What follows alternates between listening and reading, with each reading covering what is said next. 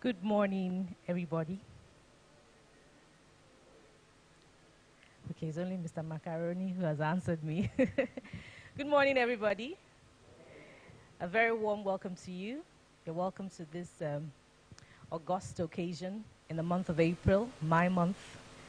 It's very nice to have you here, and it's an honor for me to be the guide that will take you through this program. So you're welcome to a program on the Civic Space Guard, the Civic Space Guard Conference. It's titled Hushed Voices and the Media's Defense of the Civic Space. There's so much to talk about. But first of all, we'll start with the national anthem. And before we do that, I'd like to apologize for the few minutes of lateness. We were trying to ensure that all our panelists arrive before we start, but we'll go ahead all the same. So shall we rise for the national anthem?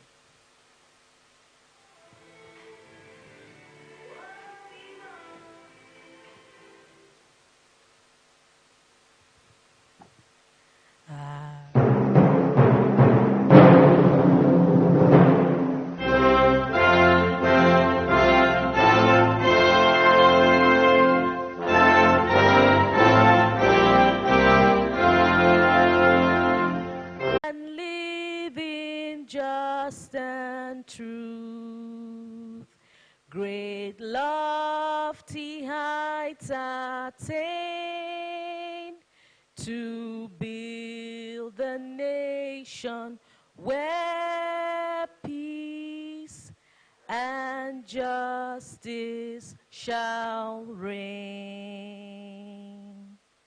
Thank you very much. Let's have our seats.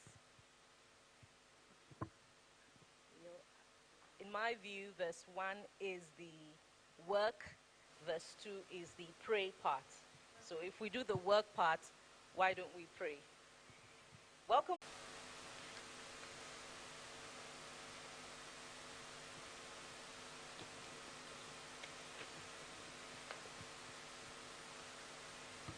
So join me as I welcome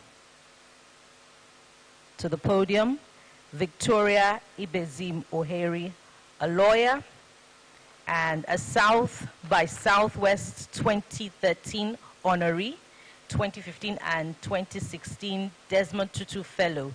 She's the founder and director of research and policy at Spaces for Change. Please welcome Victoria Ibezim Ohere.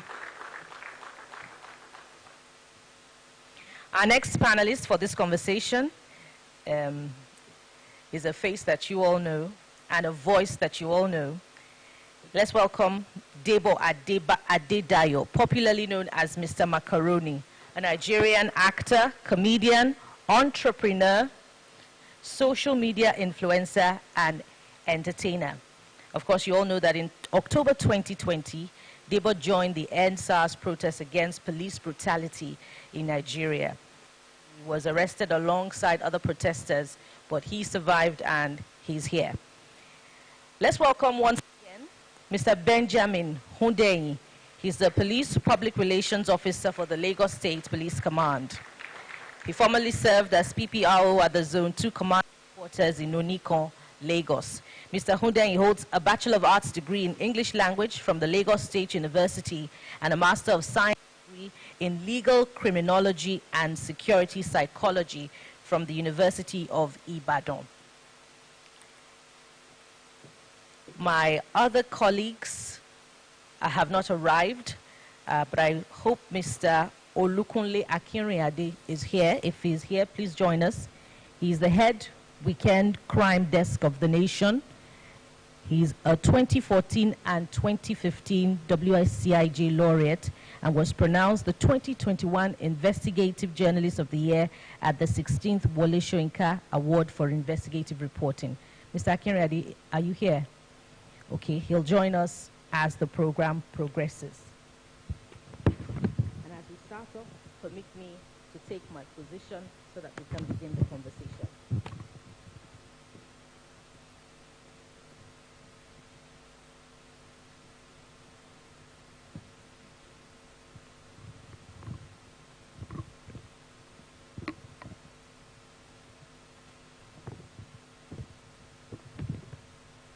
Welcome, ladies and gentlemen. Welcome once again, everyone. Hushed Voices and the media's defense of the civic space. It really is about having a conversation. When you begin to walk on eggshells before you can talk, let's use a marriage as an example. That's as vivid can become. When you begin to walk on eggshells, when you exercise caution before you can speak, then the marriage is no longer healthy. Then there is something very, very wrong. So it's pretty much the same. The civic space is the mirror of any democratic society, is the bedrock of the democratic society. So we're going to be asking a lot of questions today. What are the legal instruments that are available that help to uphold the rights of the individual, the fundamental human rights, the right to gather, the right to be protected in case your rights are abused? We're going to be asking all of those questions. So you're welcome once again. You're welcome, ladies and gentlemen. I'm going to start with the ladies first. Democracy, as we define it, is the government of the people, for the people, by the people. So really, it should be participatory. But in the context of Nigeria's democracy as it is today, to what extent would you say that that process of governance is participatory? You know, how much of citizens' engagement is involved in the business of governance?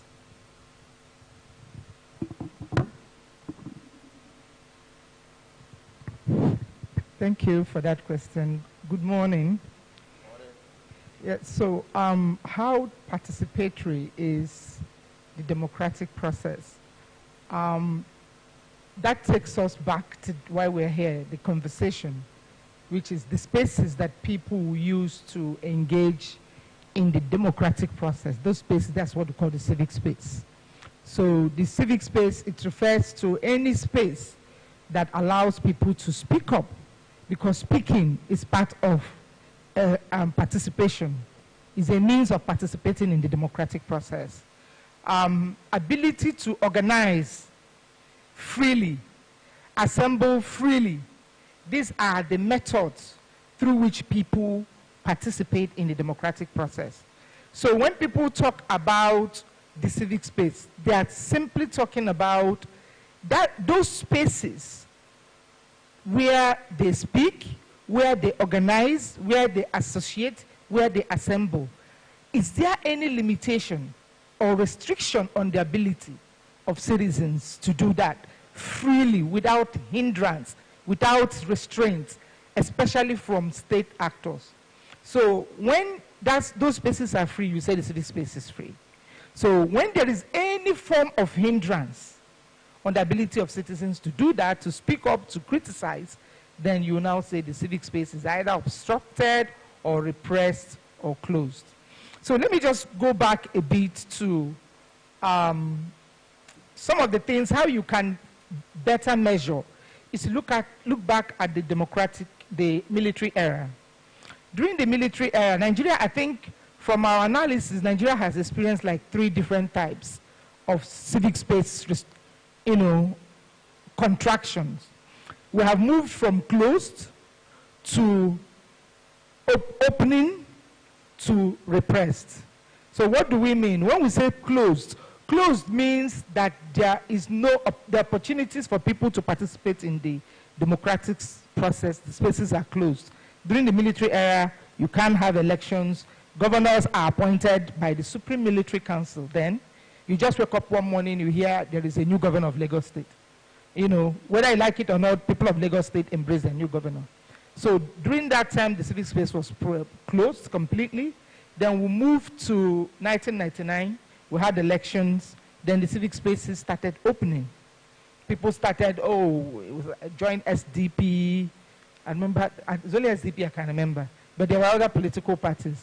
People now started aspiring to political and leadership positions.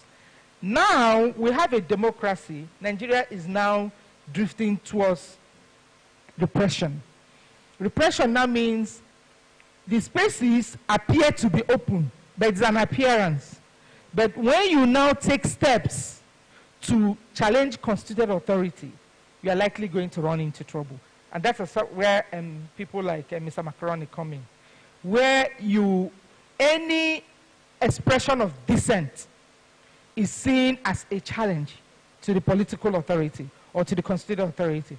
And what you see is the use of force, most times excessive force, to restrain those voices from asking the kind of questions they are asking, or making the kind of demands they are making, or influencing the kind of changes that they want to see. So these are the kind of things that we have seen in the country. But I would want to say something quickly. I don't know whether I should say it now. What we're seeing in Nigeria is not peculiar to Nigeria.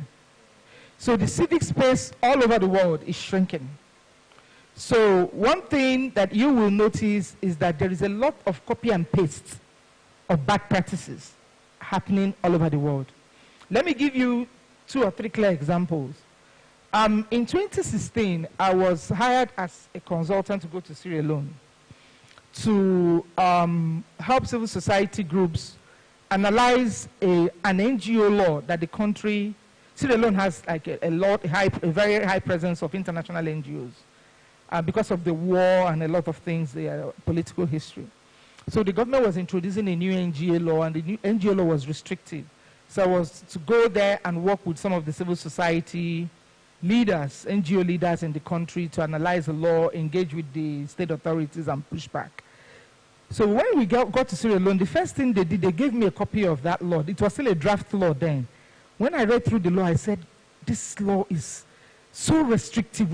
No legislator can try this in Nigeria. Our country will not tolerate this type of legislative repression. So we did all we had to. I think a few months later, Nigeria now had an NGO law. I said, NGO law. When I was reading through that law, I said, I have seen this law. I've read this document before. I was not trying to remember where I saw that document. It turned out that it was the same Sierra Leonean law. All that what the sponsor did, wherever there was Sierra Leone, they deleted it and put Nigeria. Thank you very much for that background. I'll come to you now, Mr. Macaroni. She has given us a very good background, and she begins to trail, this current dispensation, and she asked a critical question. It's like she peeped into my notes. She asks, why is the civic space shrinking? You are a prominent voice on social media. Do you get a sense that the civic space, after the military regime, has begun to open up? Absolutely not. No. Good nasty afternoon, good morning, good morning, everyone. You are doing well. Are you there? Okay, so back to you. It's like she rightly said, it's a cover. It's plastic. It's cosmetic. That's the word. So, when we see a very beautiful lady, with or without makeup, there's a difference.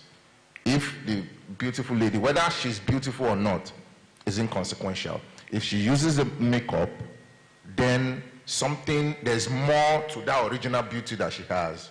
You understand? So, I think what we have now is that there's makeup. If you now remove that makeup, you will see that we are still where we are. And I say that because nothing has changed. Talking about our civic responsibilities, our rights as Nigerian citizens. Why nothing has changed is because we do not enjoy those rights. They are basic human rights, fundamental human rights, that the current government, not just this one, the ones that I've been there to before, continually step on. They disrespect those rights of Nigerians, right? So let me use the last protest as a case study. The Nigerian government would have violated about 4 rights, 3 to 4 or even more, of Nigerians. Right to life. Every Nigerian has a right to life. Your life cannot be forcefully taken away from you, except, of course, you are prosecuted for a capital crime. Then they take you to court, blah, blah, blah, and that. Right to freedom of expression was violated. Every Nigerian has a right to say, this is wrong, this is bad, you must do better, and all of that. The moment you start to express your right of freedom to expression, you are in trouble. Right to movement was violated. Right of movement, rather, of Nigerians. Fundamentally, every Nigerian has a right to move across Nigeria, anywhere, without restrictions. So if you tell me that Lekki Toll Gate is a place I cannot move to, you are restricting my fundamental human right. You understand? So now talk about the primary duty of the government. Talk about protection of lives and properties, which is being executed through our fantabulous police officers. Our guy is here sitting with us. You understand? Primarily, the duty is to protect lives and properties. So when you now begin to, lastly, I said about 4 rights that were violated. Right to dignity is a fundamental right of every Nigerian. So when I was stripped naked and thrown into the downfall bus, beaten, tortured, brutalized with fellow Nigerians, my right to dignity was violated. No one has a right to treat me that way and any other Nigerian. So you talk about the primary duty of the Nigerian police force, which is to protect lives and properties, to prosecute offenders. Still using the NSAS incident, I will give you another instance where they failed in that responsibility. There was a particular picture, till now, that picture is still on social media, it's still trending. When we were protesting at Alausa, I was mostly at Alausa. When we were protesting there, there was this guy, a thug, you know, a sponsored thug, of course. He brought a machete to the protest ground. Him and some others. We chased him away. We said, we are not here for chaos. We are not here to destroy. We are not here to kill. We are not here to hurt fellow Nigerians. We just want our voices to be heard. This guy brought a machete, wanted to use to harm people. We caught him. We handed him over to the police by ourselves. You have made some very interesting points about the abuse of fundamental rights, but you've also made a submission that nothing has changed. I wonder if Mr. Benjamin would want to challenge that. To challenge that, okay, yeah. But I would hold him on that before the conversation. I won't forget that thing I was trying to say. Yeah, gets steamy. I want you to, pardon me. I skipped a very important aspect of the program, which I'd like us to take now. The opening remarks by the Executive Director of the Wole Soyinka Center for Investigative Journalism, Mrs. Motunrayo Alaka. Please, let's welcome her for her opening remarks. Also, we'll be taking videos in the course of the program. We'll take one after her opening remarks, and we'll also take videos in the course of the conversation to support this conversation and to give us a more crystal clear image of what we're talking about. Okay, thank you very much, Wemimo. So I'll ask that we take the video first, and then, or let me just make a few comments, because the conversation is already interesting. So I don't want to get in the way of what is building up. But I want us to, first to welcome you all, and it's really lovely to see police, members of police, this love, well dressed. Can you please, thank you, looking sharp. Please, can you clap if you actually want to clap? So I am one of those that loves the police very much. Perhaps because I am the daughter of a retired policeman. A resigned policeman, he did not retire. He resigned early because he said he couldn't survive what was happening there. But I'm someone who is very fond of the police because I understand the role of the police in society, and I appreciate the work. That I know that sometimes we can be extreme and say everything is bad. But if we did not have the police, we would know the difference. We would know. So again, thank you so much for coming, and in numbers too. And we want to assure you this is a safe space for everyone. And that is what the civic space is all about. Our freedom to express. We have that right to say what is on our mind. I understand that we will not always have our way, but we have a right to say what is on our mind. We have a right to disagree. Because even in this social media age, even the Sorosoke generation, sometimes they don't like people who disagree with them. We are building a cult followership, everybody who says yes. You know, we have a right to disagree, to say, no, we disagree. And we have a right to say, we don't like this particular thing. We have a right to demand good governance. Because those people in power, they are there representing us. 200 million people cannot go to Hassel Rock to sit there to lead the nation. So we decided to send some representatives into leadership at various parts of the country, at the federal, state, and local government levels. They are our representatives. Ideally, they are supposed to work like they are employees, because it is our common wealth. The wealth belongs to Nigeria, not any individual. So if we have all contributed to send people on an errand, shouldn't we have a right to call them to say, how far? That thing that we sent you to do, how are you doing it? And do you know that what we said should go around, it is yet to get to particular people in our community? That our schools do not still have desks, they do not have teachers, that many children, over 10 million of them, are out of school in this country.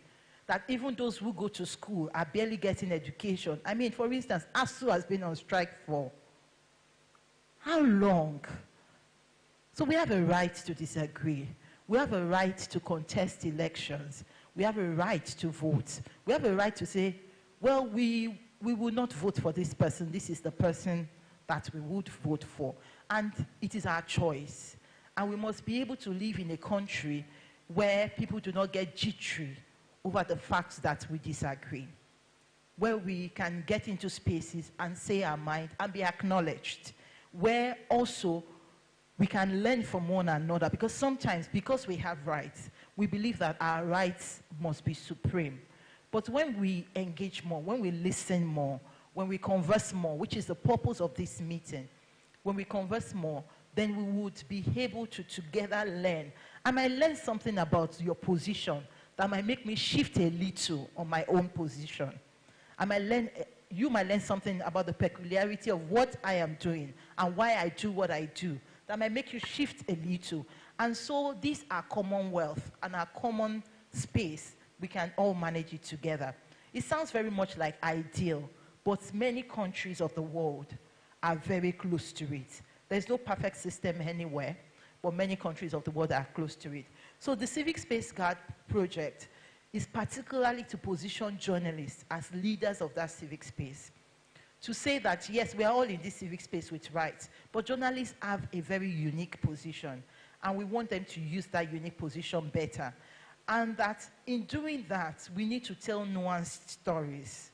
We need to tell stories that does not just put the blame on one table, but speaks to all stakeholders and tells each person what they could have done better for the sake of what we do.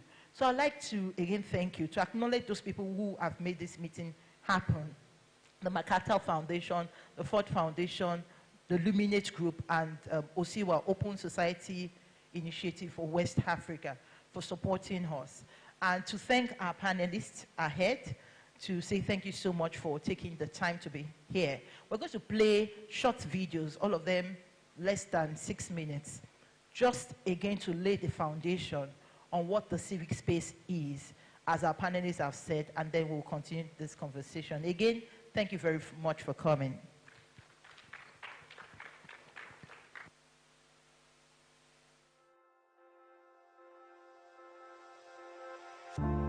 We're being, forced into hiding.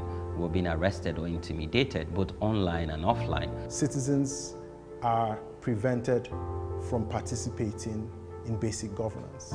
Key groups are excluded from the social, economic, and political life of the country. People who have different opinions about things that are happening can no longer express themselves without the consequences of either being detained or being put in prison. So when people say that the civic space in Nigeria is shrinking, they speak to a lot of things that are going on currently in Nigeria. Closing civic spaces has significant impact on insecurity in any country. History have told us that when people cannot have conversation about their grievances or get safe space to have conversations so that they can speak their mind, they take laws into their hands. The changes that will come up because you're stopping people from self-expression will lead to loss of properties and lives.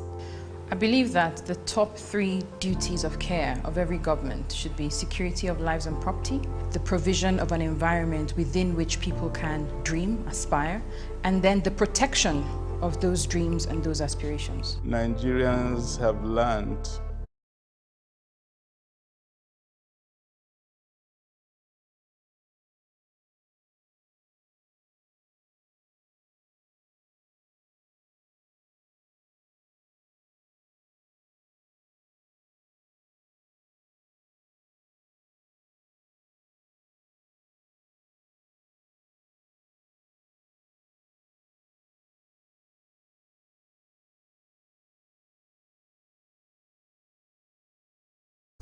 A nation, not just a country, a nation that has a government that is by the people and for the people at all times.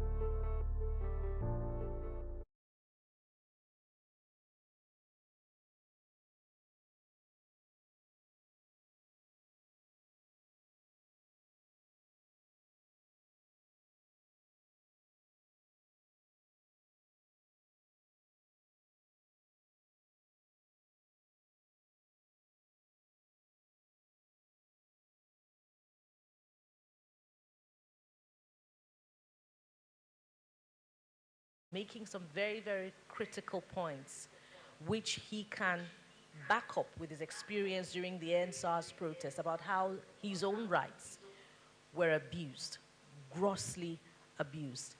Now, PRO, do you want to challenge his submission also that nothing has changed? Because when we look critically at these issues, we must also approach it with a healthy degree of objectivity. Has nothing indeed changed from that time, the military regimes and, 29 years of unbroken democracy?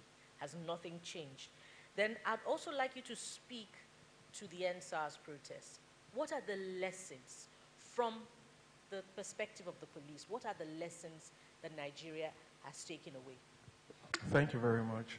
Good morning, everyone. Well, I actually don't want to use the word you used, challenge. Do I want to challenge? I don't want to use that word. But at the same time, I think even if we think that, or let me say, what we should be saying is, as the civic space opened as much as we would want it to open, because I believe it has opened more than it used to be.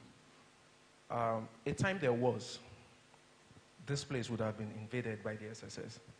A time there was. I'm not bringing up fiction. This used to happen. A time there was that even if it wasn't invaded, by the time you are going out, people will be picked up. A time there was you could not gather to say anything you would like to say. But here we are, and we are very confident we would all go home without being picked up. The civic space in recent times has also moved beyond the physical. It has also gone online. Now people have the confidence, the courage to say things that they would not be able to say in person online. And they are also confident that it would get to the right ears. I go on Twitter and I see people actually insult the president. The former president said it that he was the most abused president in the world, and not one person was picked up for that. So the civic space keeps expanding. For me, myself, just a few weeks on Twitter, somebody called me an animal too. I wasn't the one that misbehaved. Yes, I agree, some of our boys misbehaved, and I was trying to mediate and said, you're an animal too. Oh, so the civic space is actually opening up. But for those that say it's not opening up, I think what they mean to say, I'm thinking now, is that it hasn't opened up as much as they would want it to. And Nigeria is work in progress. The Nigeria Police Force is work in progress. I know with engagements like this, things will get better. Now, for answers, you see, I like what what she said. I don't remember her title. I like what she said. Like, if Madam Victoria. Yeah, we all can, at least the people who can all learn. Now, as a police officer, one of my core mandates is to ensure the protection of lives and property, ensure that there is peace in the society. So even before there is a breach of peace, if I have information that peace will be breached, I should not just lay back and allow it get breached. I need to do something. I need to be proactive. Now, people have freedom of association. People have freedom of movement, yes, and we do not dispute that. Okay, so a couple of people gather and they say they want to make their voices heard. It's fine. And I later, okay, I want to make it like two scenarios. Okay, so in the first scenario, I get to know that this association, this gathering, which is very noble and they have good intent, I have intelligence that some boys, some bad boys, actually want to infiltrate it and take advantage of it to cause mayhem. As a police officer, I have to do everything within my power to make sure that does not happen. And that might include dispersing that crowd. I'm not dispersing it because I don't want you to enjoy your fundamental human rights, but I have information that some people will overpower you, take this over and cause mayhem. Mayhem that would cause trouble for even the innocent ones at home. Second scenario, I hear that this will be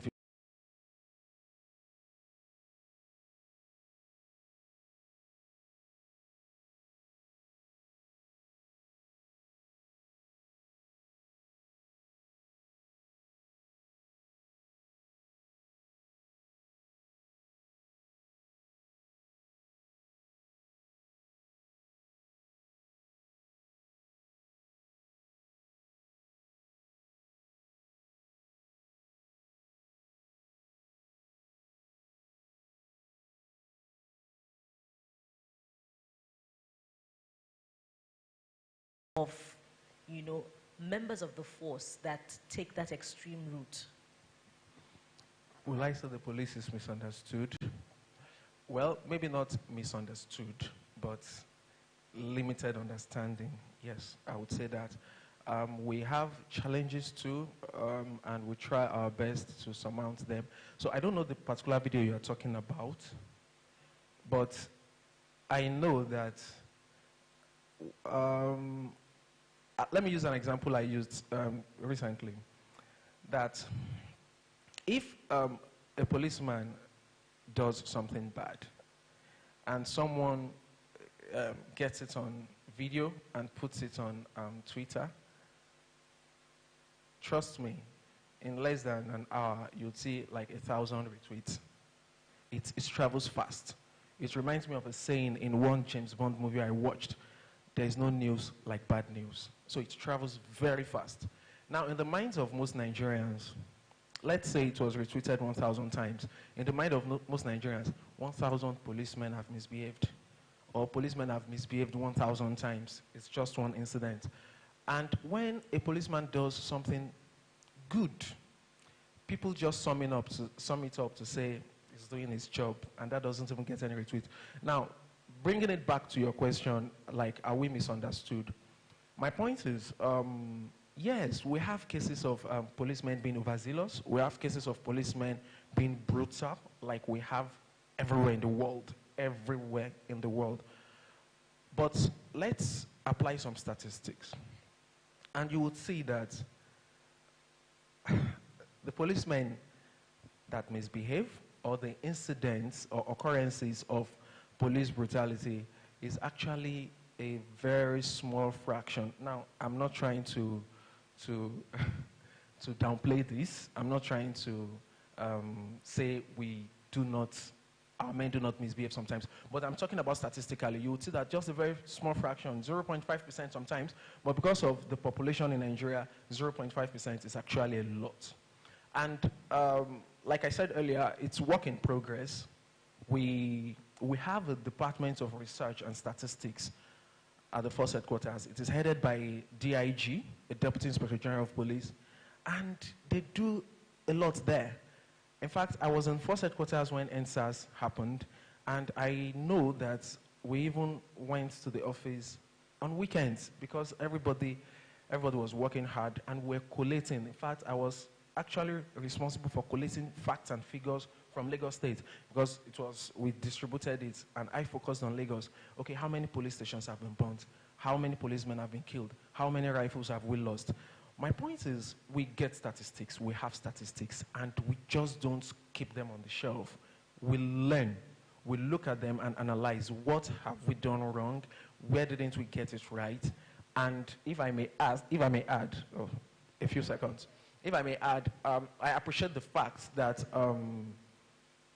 civil society organizations like, if I could mention names like Clean Foundation, MacArthur Foundation. Just yesterday, MacArthur Foundation trained some policemen in observing fundamental human rights of citizens. So just to quickly sum it up, I'm saying, after we identify some of our lapses, I'm happy that some people come over to say, oh, we also identified these things, and let's help you improve. We are improving, and it will get better. Yes. Okay, interesting. You say the incidents of police brutality are minimal. We'll get to that point, and I hope that Mr. Akinriade will take it up. Mr. Akinriade is the head weekend crime desk at the Nation newspapers. So that tells me that you do a lot of crime stories. What are your experiences in the place of reporting where perhaps you're not allowed to do your work, where, security operatives in whatever uniform come to challenge you? Would you like to share such experiences? And do you agree with the police PRO that cases of police brutality are minimal, but are only magnified because of the population that we have?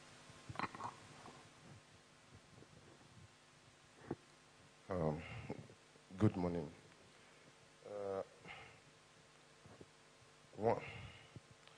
I have loads of experience, involving not only policemen, but security agents, manhandling, brutalizing innocent Nigerians.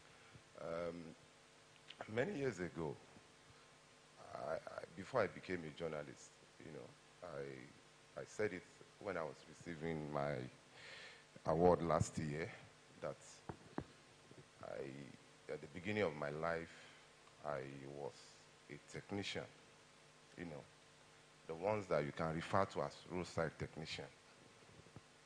And I worked as a technician for a couple of years. And before, I followed my dream. Journalism had always been what I intend to do in my life. And I'm happy I'm on today. So there was this day I was supposed to get some spare parts at Alaba International Market. And, if you are familiar with the landscape of that market, you could walk for hours before you can actually get the seller. So I was in the market till around 6:30. The market closed before I left, actually. I was able to get what I wanted. So I was returning to get a bus from Iyanoba to Iyanopaja when some policemen just swoop on, those of us who are stranded at the bus stop, and before you know it, there was slapping, kicking, and all of that. And I was like, what sort of nonsense is this? So from that point, after being beaten, manhandled, I was taken to Ojo police station. And from there to Isashi. Isashi was then an outpost where they detained criminals, I was there for 3 days, and nobody knew where I was. There wasn't any GSM and all that. So I resolved that day that if I could do something, through journalism, I will, of course, do it to contribute to the society. Because a lot of people that I met there were innocent. So if the spokesperson for an organization like Nigerian Police Force says that those issues were exaggerated, I will forever disagree with him. I was a victim, and I have witnessed a lot in because of my career. Perhaps it may not have been posted to Lagos while we were doing it. I'm sure he doesn't know me. This is the first time he'll be seeing me. I do not, most of my colleagues know here that for one, even while I was a crime reporter before I became the head of the desk, I do not patronize policemen. I don't go to briefings. I do not attend whatever events. I've worked. I've gathered my contacts in the society. I do not believe in it. I have had instances where, the reason was that when I started my career, I was posted to cover crime, and, you attended parades, and then the suspect will tell you, no, we just pick up on the street, so we didn't do anything. I'm not a robber. And I took it upon myself to investigate, the issues. And I found out that those guys were actually innocent. So when you pick people up on the streets and you made them to look like a real criminal, and the courts also pander to emotions. A man who has been kept in prison, detained for months, will look haggard. Some will be bloodshot, and then the judge looks at him and says, "Oh, criminal, and they send them to jail." So there are a lot, and that was how I resolved. After attending a couple of parties, I said, no. This is not what I wanted. So I stopped. For over almost 18 or something, I don't think any police, not even in Lagos, in Southwest, they know me. If I had reasons to contact him for a story, I will. I have reporters who cover, who also go to, but for me, I don't.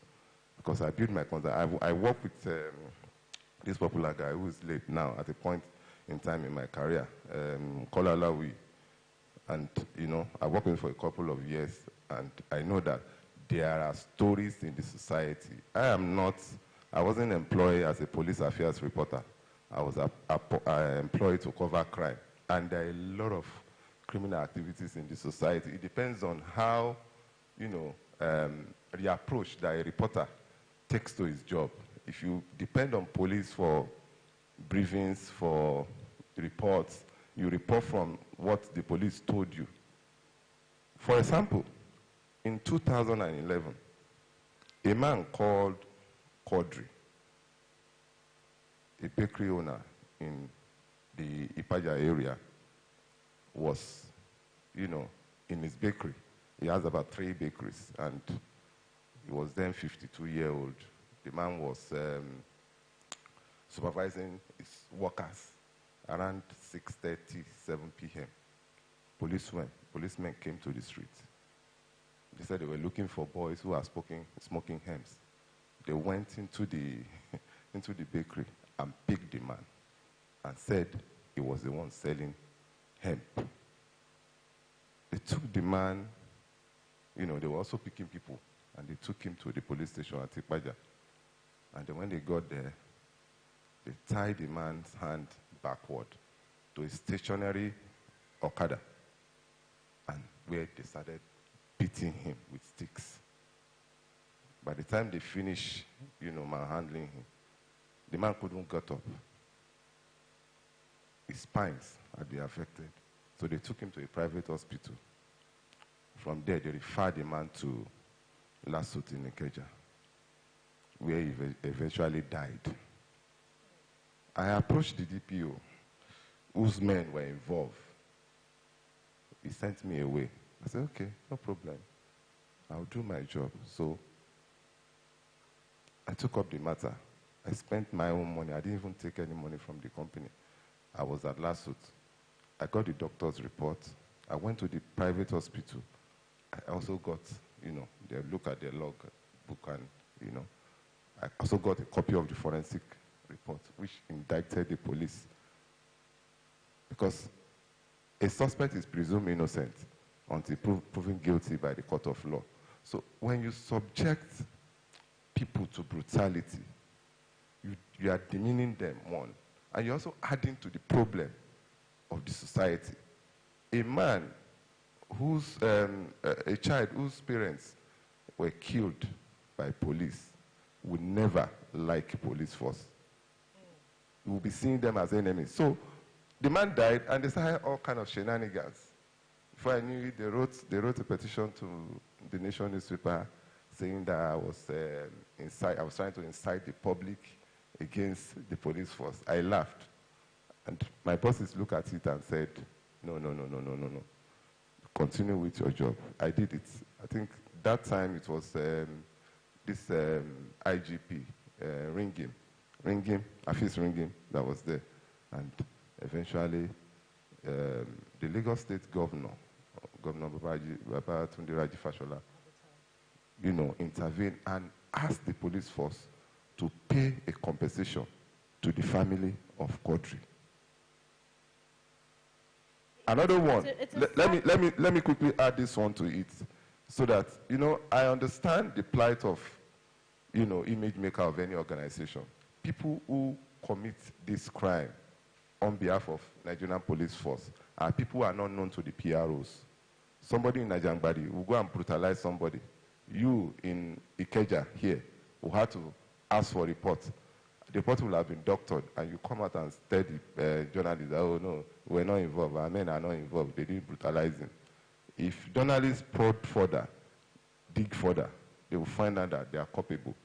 Another Quadri who was walking on the streets in Ikorodu, you picked him up, you said he's a member of AF Confraternity, and you took him to a police station in Ikorodu, around Igbobo Road. The father came there and said, oh, this guy is a young artist. He was coming from the studio where I had gone to record some songs or tracks. I listened to the song, and then you took him in. The father said, okay, can I take his bail? He said, no. You refused. The DPO refused. The man left. Okay, say, okay, tomorrow I'll bring food for my son.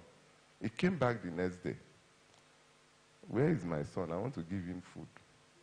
You said you have released the son to an uncle. Whose uncle? I'm the father. I do not know any of my brothers that I sent to come and secure my son's bail. You know? It was a messy thing. It was a messy affair. And unknowingly, what they were doing there, because they were working with Onyabo, I will say it the way it is, though. They were working with Onyabo. When they pick people, when they pick suspected cultists, they release them to Onyabo in the dead of the night. And those ones will never be seen again. And that was what happened to the other Quadri. So I use a subterfuge to get the DPO to confess. That's a really sad story. And for me, I don't think... It's unveiling, you know, like an onion. It's unveiling the essence of this conversation, peeling it apart piece by piece. Those are the things that we need to talk about. And it's a good thing that the police is here so that the police can respond to this question mark that a journalist has put on its parade on criminal and the all-important nature of investigation, or the all-important subject of investigation of suspects before trial, upon arrest, and all of that. We'll get to that. I'll give the PRO an opportunity to respond to this. But I'm a happy journalist right now. Journalists are happy when they are spoiled for choice, because the panelists, I'll come to you, sir. A panelist has arrived. One of our panelists has arrived. Let's welcome Mr. Inibehe Effiong, Principal Counsel Inibehe Effiong Chambers. He's a public interest and human rights lawyer. He's a litigation and human rights centered law firm. Rather, Inibehe Effiong Chambers is a litigation and human rights centered law firm. He has instituted several cases in court to protect the rule of law and the rights of Nigerians. So when we get to the subject of those legal instruments, Mr. Inibehe will help us interpret them. So let's take a breather on the police. Please permit me. I'd like to come to Mrs. Oheri Ibezin.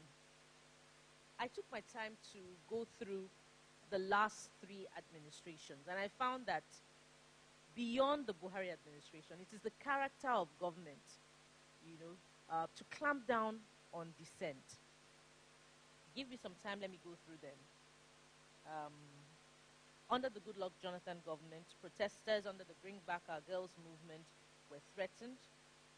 Sometimes their valuables were destroyed. In spite of the fact that the former president said on his Facebook page just some years back that Nigerians would miss him, they would miss the freedom of expression under him, newspapers were impounded, media workers were arrested. Under late President Umaru Musa Yar'Adua, a television station was shut because it carried a story alleged to be false. And I recall I was still at my former place of work back then in 2007. Under his administration, our television station was shut. We don't have time to go through the circumstances surrounding the closure of those television stations.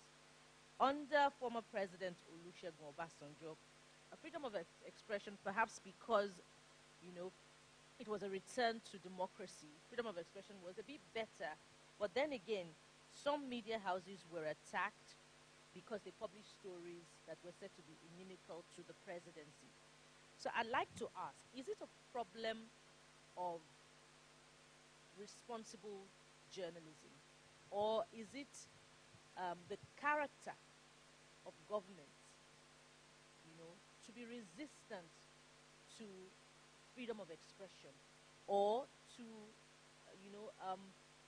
the truth to be spoken to it? As we say, we should continue to speak truth to power. So how would you react to this?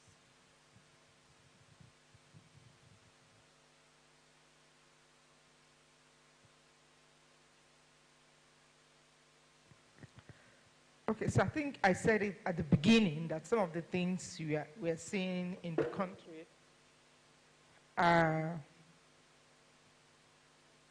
characteristics of authoritarian regimes. The world is, a lot of countries are drifting towards authoritarianism, which is, it's different from military rule, which is the rule of the jackboot. Authoritarianism is the government that on the outside, using the makeup analogy that you use, on the outside appears as a democracy, but operationally is not so different from a military rule. So they are authoritarian regimes. And why has the emphasis been on journalists?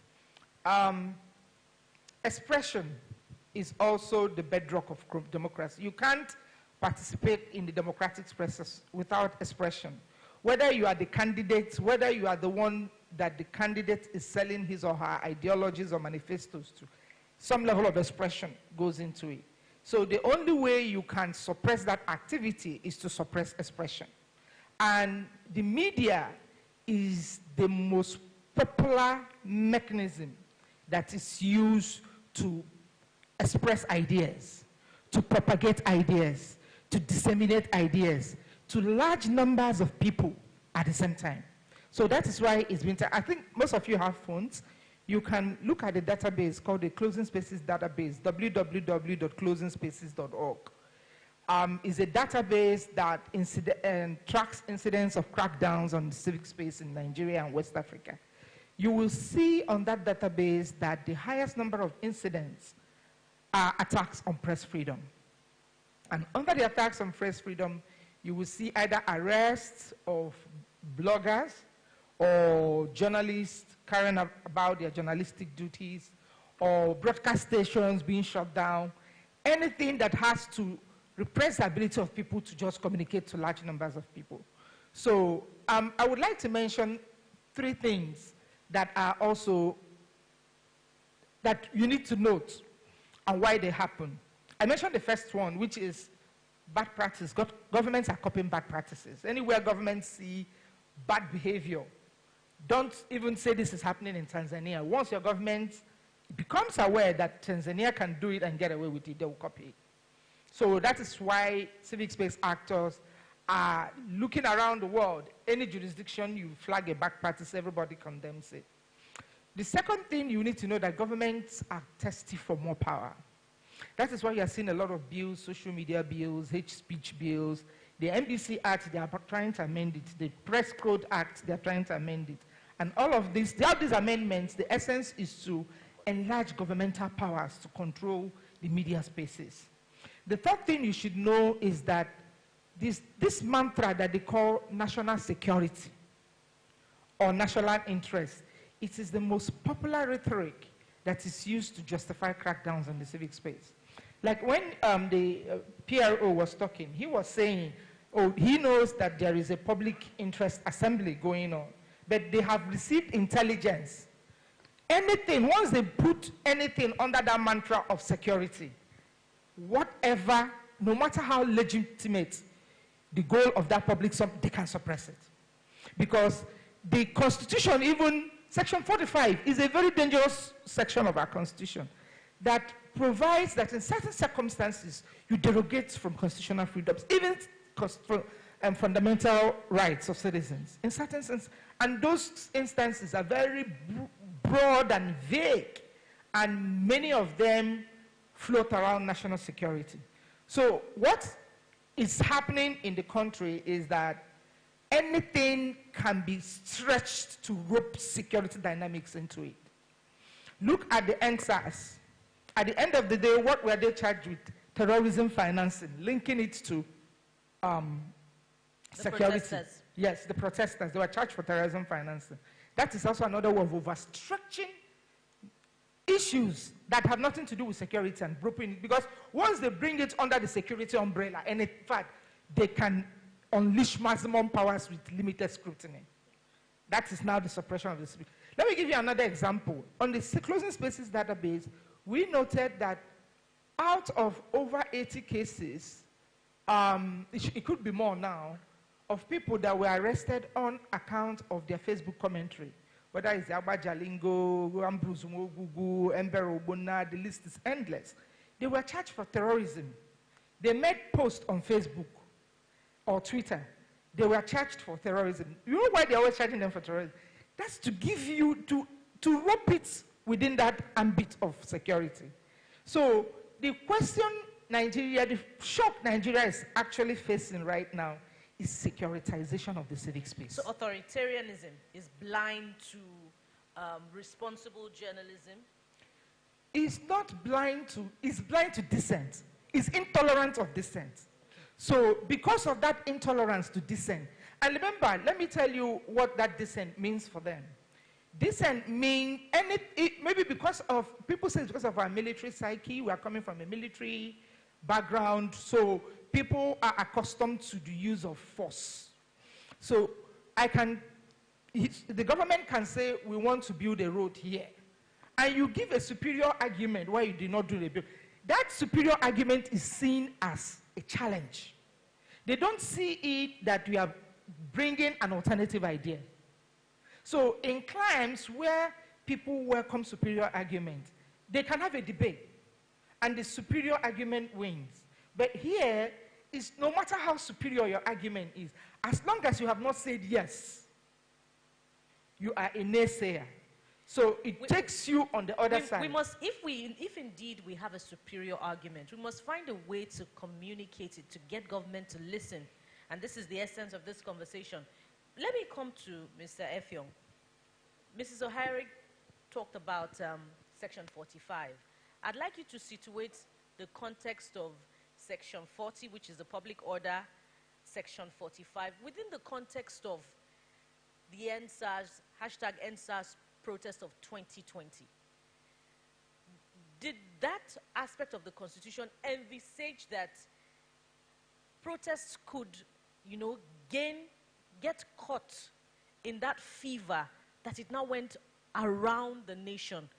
Would the hijacking, quote and unquote, of that protest have been inevitable? And is government justified to intervene in the way that it did? Thank you. I apologize for coming in a bit late. I just couldn't help. I've tried to explain to the organizers my profound apology. Having said that, I wouldn't call it misconceptions, maybe just to offer clarity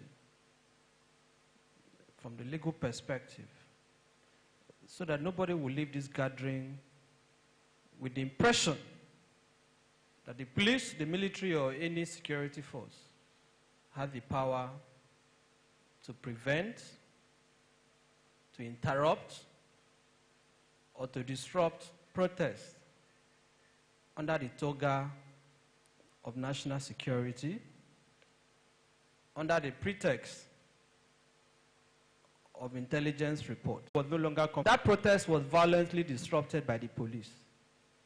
I represented Charlie Boy at the Federal High Court in the case of Charles Oputa with the Inspector General of Police, the Nigeria Police Force, and the Commissioner of Police, FCT, presided by the current Chief Judge of the Federal High Court, Justice John Soho. In that case, the argument of the police was that, which is what has become their traditional defense, hoodlums were hijacking the protest, they had received intelligence reports, that the protest had been invaded, and so on and so forth. And I made the argument that what the police is saying is that they have abandoned their statutory responsibility of maintenance of law and order. And that if for any reason there is intelligence, whether real or imaginary, it is the duty of the police to ensure that those hoodlums do not invade the protest. Therefore, it is not defensible to say that on the basis of security threats, you can disrupt a protest. And the court agreed with me and disagreed with the police. In fact, the court awarded 50 million naira against the police. They've not paid us, by the way. We are still trying to get that money. In 2007, when Buhari was in the opposition, the All Nigeria People's Party, of course, arising from the 2003 election, Buhari, after he had lost, claimed that the election was rigged. And he organized his party members under ANPP. Then, hoodlums were not a problem. Buhari believed in the right to protest. Himself, Okadibo, and others, his running mates, went to protest. They were attacked in Kano, Tegath. Mr. Femi Falana represented Buhari and his compatriots pro bono in court. And the court declared that Nigerians do not require the permit of the police to protest under any circumstance. So I want these points to be gotten very clearly, that the law as of today is unequivocal. You do not need the consent of the Commissioner of Police. You do not need the consent of anybody to protest. Again, the government went to the Court of Appeal and lost. So that is the law today. In obedience and in recognition of that judgment, the National Assembly, in the Electoral Act of 2010 as amended in 2015, recognized the rights of Nigerians to hold processions and rallies.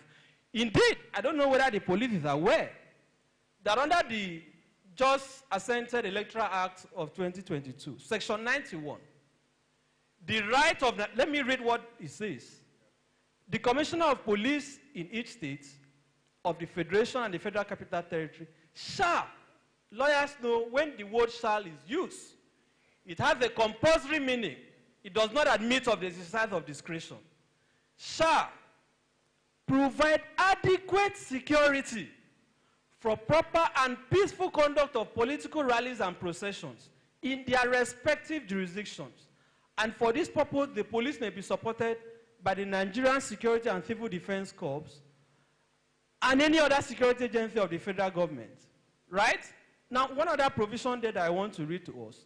Sub 3, notwithstanding any provision in the Police Act, please listen, in the Police Act, the Public Order Act, which you cited, and any regulation made thereunder, or any other law to the contrary, the role, that is the responsibility of the Nigerian Police Force and the Nigerian Security and Civil Defense Corps and any other security agency of the federal government in political rallies, processions, and meetings shall be limited to the provision of adequate security. Meaning that if rallies and processions are taking place, the law is that today, notwithstanding the power of the police to maintain law and order, provided there is a rally and procession, the police is to provide adequate security. The police is not to say you cannot protest because it can lead to insecurity. Because the moment you say hoodlums will hijack, what you are supposed to do after making that statement is to remove your uniform. You cannot remain a police officer paid to maintain law and order and you say there will be breakdown of law and order. It is your duty to prevent it, and that is what the law says. So when we hear, I don't know what the attitude of... But did the law anticipate that protests will become feverish such that they will take on that national outlook with people protesting at the same time all over the country? And should, in case it turn violent as it did in 2020, it is still government that you would hold responsible for the loss of, lives and the destruction of property. So did the law anticipate that magnitude of protests? I refer you to the constitutional crisis that we had in Kogi State a few years back when a candidate died. Just as the results were about to be released. And lawyers came back and told us that the Constitution didn't anticipate that a candidate would die. So do we have the same lacuna in Section 40 of the Constitution that guarantees the freedom of expression and assembly of citizens? Section 39 guarantees freedom of expression.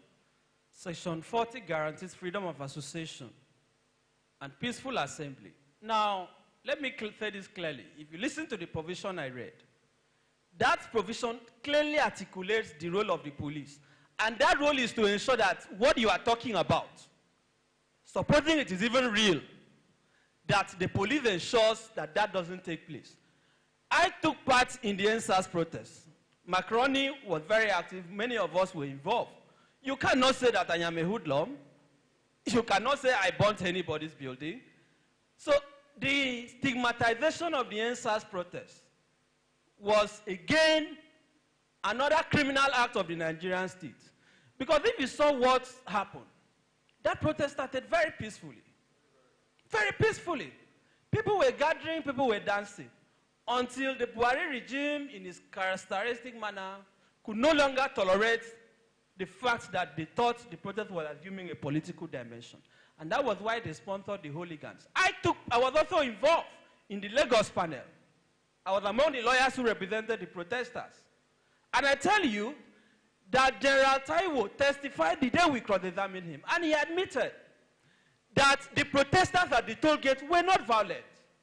He also admitted that, again, there was no basis for their intervention, because the violence people are talking about in Lagos, the arson that people are talking about after October 20th, arose after the Nigerian state went to murder its citizens. So you cannot excuse the criminality of the state on the reason that what citizens had no control over, they should be held responsible. What am I saying? What I am saying is that this has nothing to do with whether violence can take place in a protest. Because I have always asked the police this question. When you receive intelligence reports, what are you supposed to do with that intelligence? Is it not to prevent it? Intelligence is useless if it cannot lead to the prevention of the intelligence that you have gathered. If you receive intelligence that this venue will be invaded, there is no intelligence if you don't know who is going to invade it. If you don't know where invaders are going to come from. If you have that information, what are you supposed to do? You are supposed to go and prevent it. So what I am saying is that Nigerians are aware, and without prejudice to whatever the PPRO will say, Nigerians know that when the police say this thing, they don't mean it. We had Odumosu in this state, declaring that Lagosians have no right to protest. When revolution, Sowore called for revolution, and people said the same argument, that you don't have the right to call for revolution. Some of the protesters who were eventually arrested, I represented them, and they cut throughout the charge. The Federal High Court has also declared that the arrest of Sowore and others for calling for revolution is unconstitutional. So if it is about law, the police has absolutely no basis, no reason to justify. Regardless of the magnitude of the protest. Regardless, you cannot, there is no number to it. You cannot put a number to who can protest, right? The reason why we are having this conversation, which is the summary of my point, the reason why this is even a topic of discussion is that we have a tyrant in power, and we have to say it the way it is. We have a man who does not believe in democracy. Because when they sought power in 2015, they rode to power on the platform of protest. They blocked the National Assembly. Buhari was among those who protested. Lai Mohammed and others, they did not give Jonathan a chance. So suddenly, Labour cannot protest, civil society cannot protest, students cannot protest. This is not a democracy, this is a dictatorship. That is why you have the courts invaded. That is why you have Lai Mohammed imposing fines in the name of hate speech on media houses. That is why you have Twitter shut down. That is why you will have Nigerians being denied the right to even assemble. This is about a dictatorship, and the reason why they are doing this is because they are failing their promises. It's as simple as that. All right, we'll give the police an opportunity to respond now. Mr. Odenyi, PRO, you have the floor, and there's so many things that you should respond to at this point.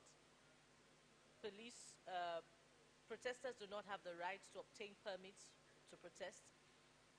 What are the, are you conflicted when you get the orders, you know, to carry out your duties? Because whether we like it or not, the police is doing its job. Okay, we'll hold off on that.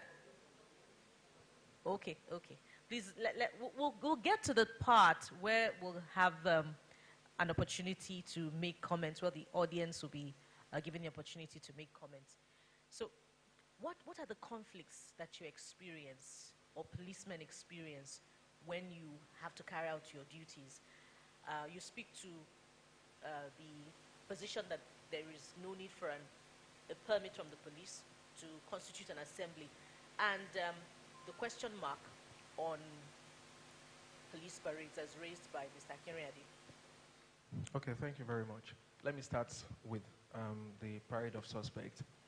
Yes, many people have brought up points why it's not okay to parade suspects, because before anybody can be declared guilty, the person has to be, or like he said, or like it is, you are presumed innocent until proven guilty.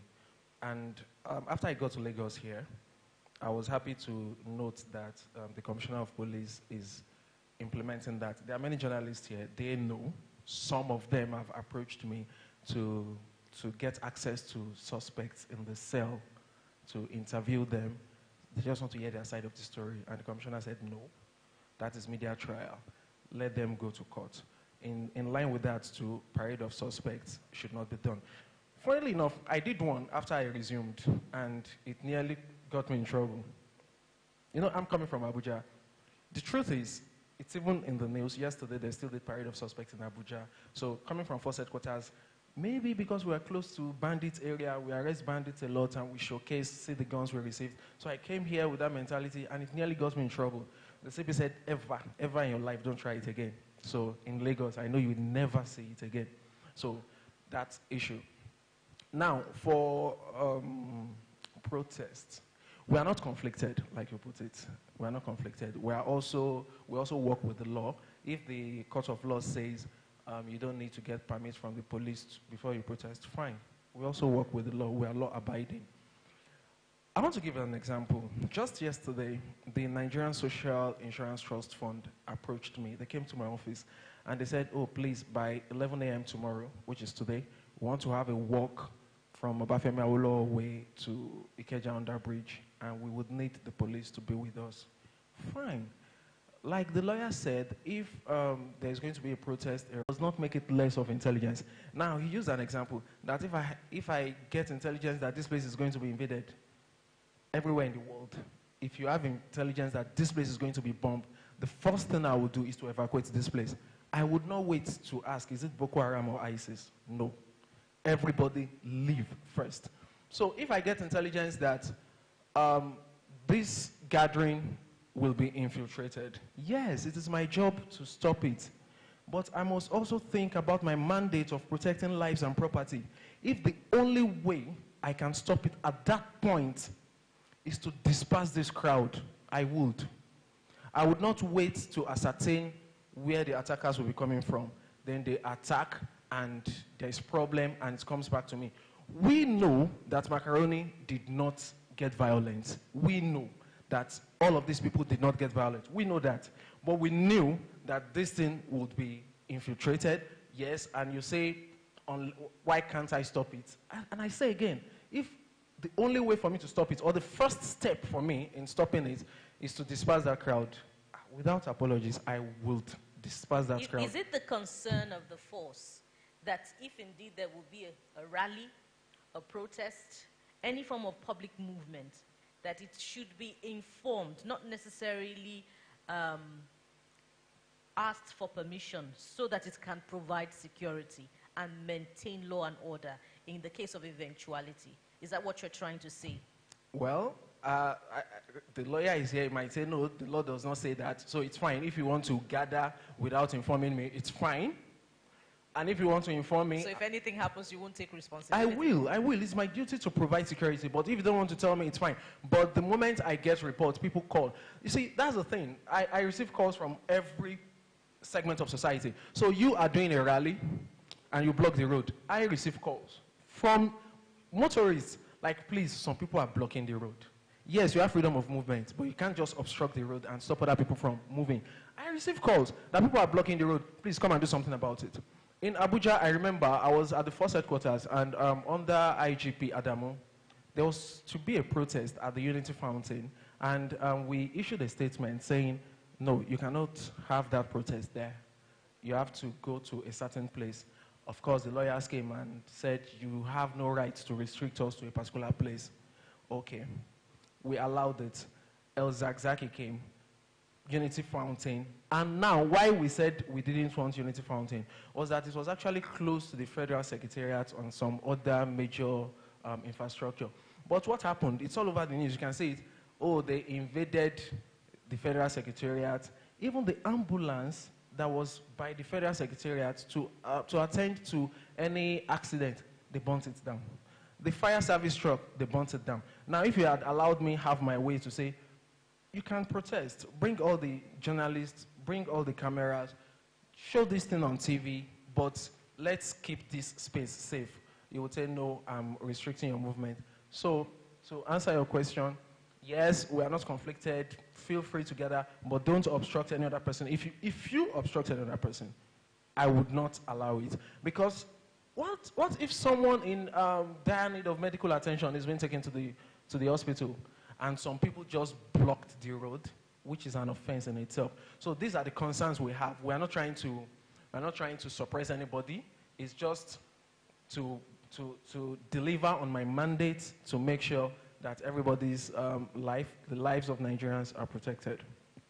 I'll expand on the point about conflict, which is really, a mental battle, for the typical policeman. But that is a point on the periphery. The primary point, which was the first thing that you responded to, is about the parade of suspects, which is often inaccurate, which Mr. Akinrade brought to our attention. Are you dismissing that such happens within the force? That what happens? Parade, that the police sometimes parade suspects. No, it happens. We still did in Abuja yesterday. We still paraded some suspects in Abuja yesterday. The point he made earlier What about point? the parade of suspects that are just picked up from the road, and you know the investigations are not carried out, and they are not particularly guilty. I would not dispute that. I would not dispute that. In every so police why do such happen? In every police department in the world, you would see 1 or 2 cases of a policeman who just cooked up a story and put something on a suspect. So I would not dispute it. But the good thing is we have an internal mechanism to checkmate this. Yes, you might also want to argue that that mechanism is not working or is not strong enough. But we have, and that's where I appreciate the work of journalists. They call me every day. In fact, a journalist called me over the weekend and said, do you know that in Idimu, that there's a land case and the division is supporting one part and the area command is supporting another part? And I was happy that he brought that to my notice.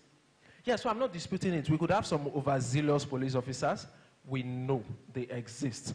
And when that was brought to my notice, I did what I needed to do. I brought it to the notice of the Commissioner of Police. Like some people, if a policeman is supporting one side, another one is supporting another side, obviously somebody is in the right, somebody is in the wrong.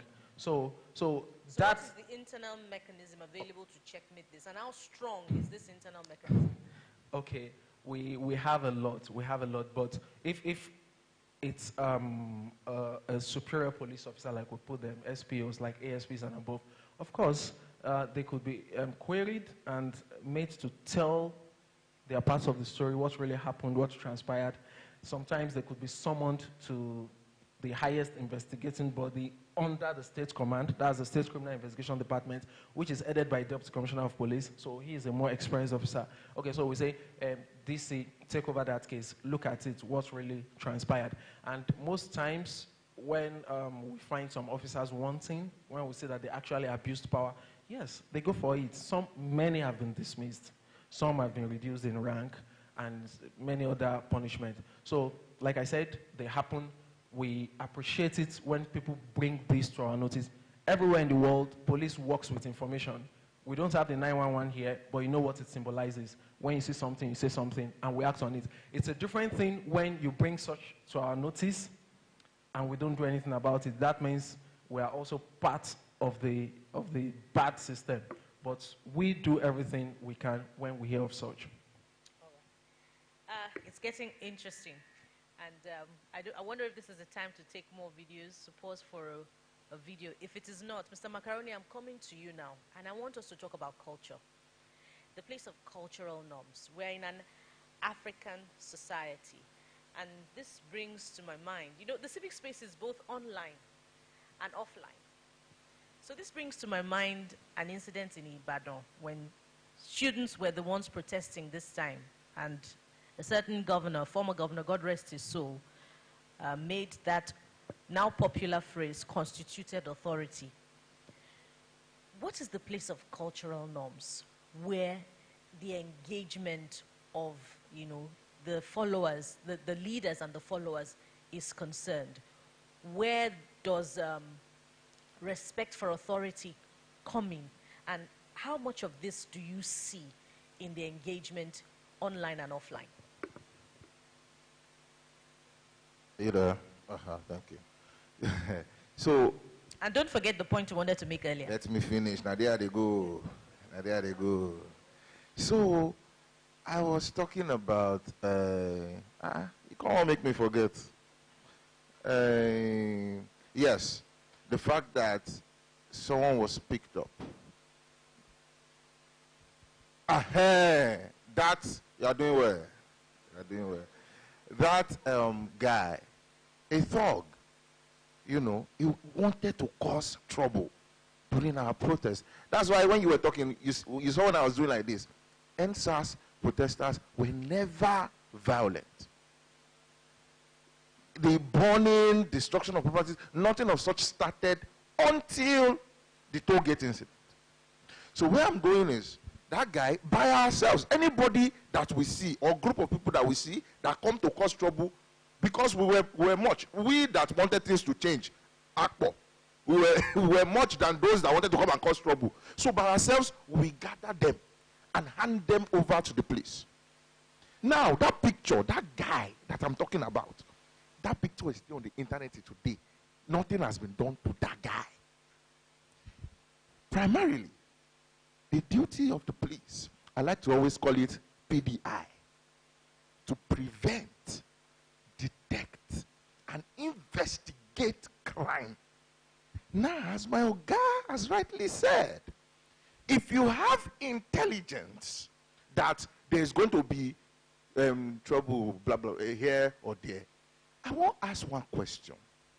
Why they say now only peaceful protesters that they always get intelligence for, say, they go, mayhem, hoodlum will come and, when they are having political rallies, intelligence know that they say they will come and cause trouble there. So you find that in these political rallies, there's always chaos. Things, they always happen. So don't be saying, it's not as if it always goes peaceful. But you never see the instance where they say, oh, we are dispersed. You will disperse rally of your Oga. Well, are you playing? Is this playing? You know, so, but you find that it is always when it has to do with the people demanding, saying, oh, look, we are tired of this, and then they will tell you, you cannot hold, or you cannot move to certain places.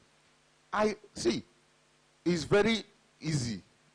It will be very easy to say, I do not understand what he's saying. No, we are not naive. We are not dull people. We know what Oga is talking about. He has points.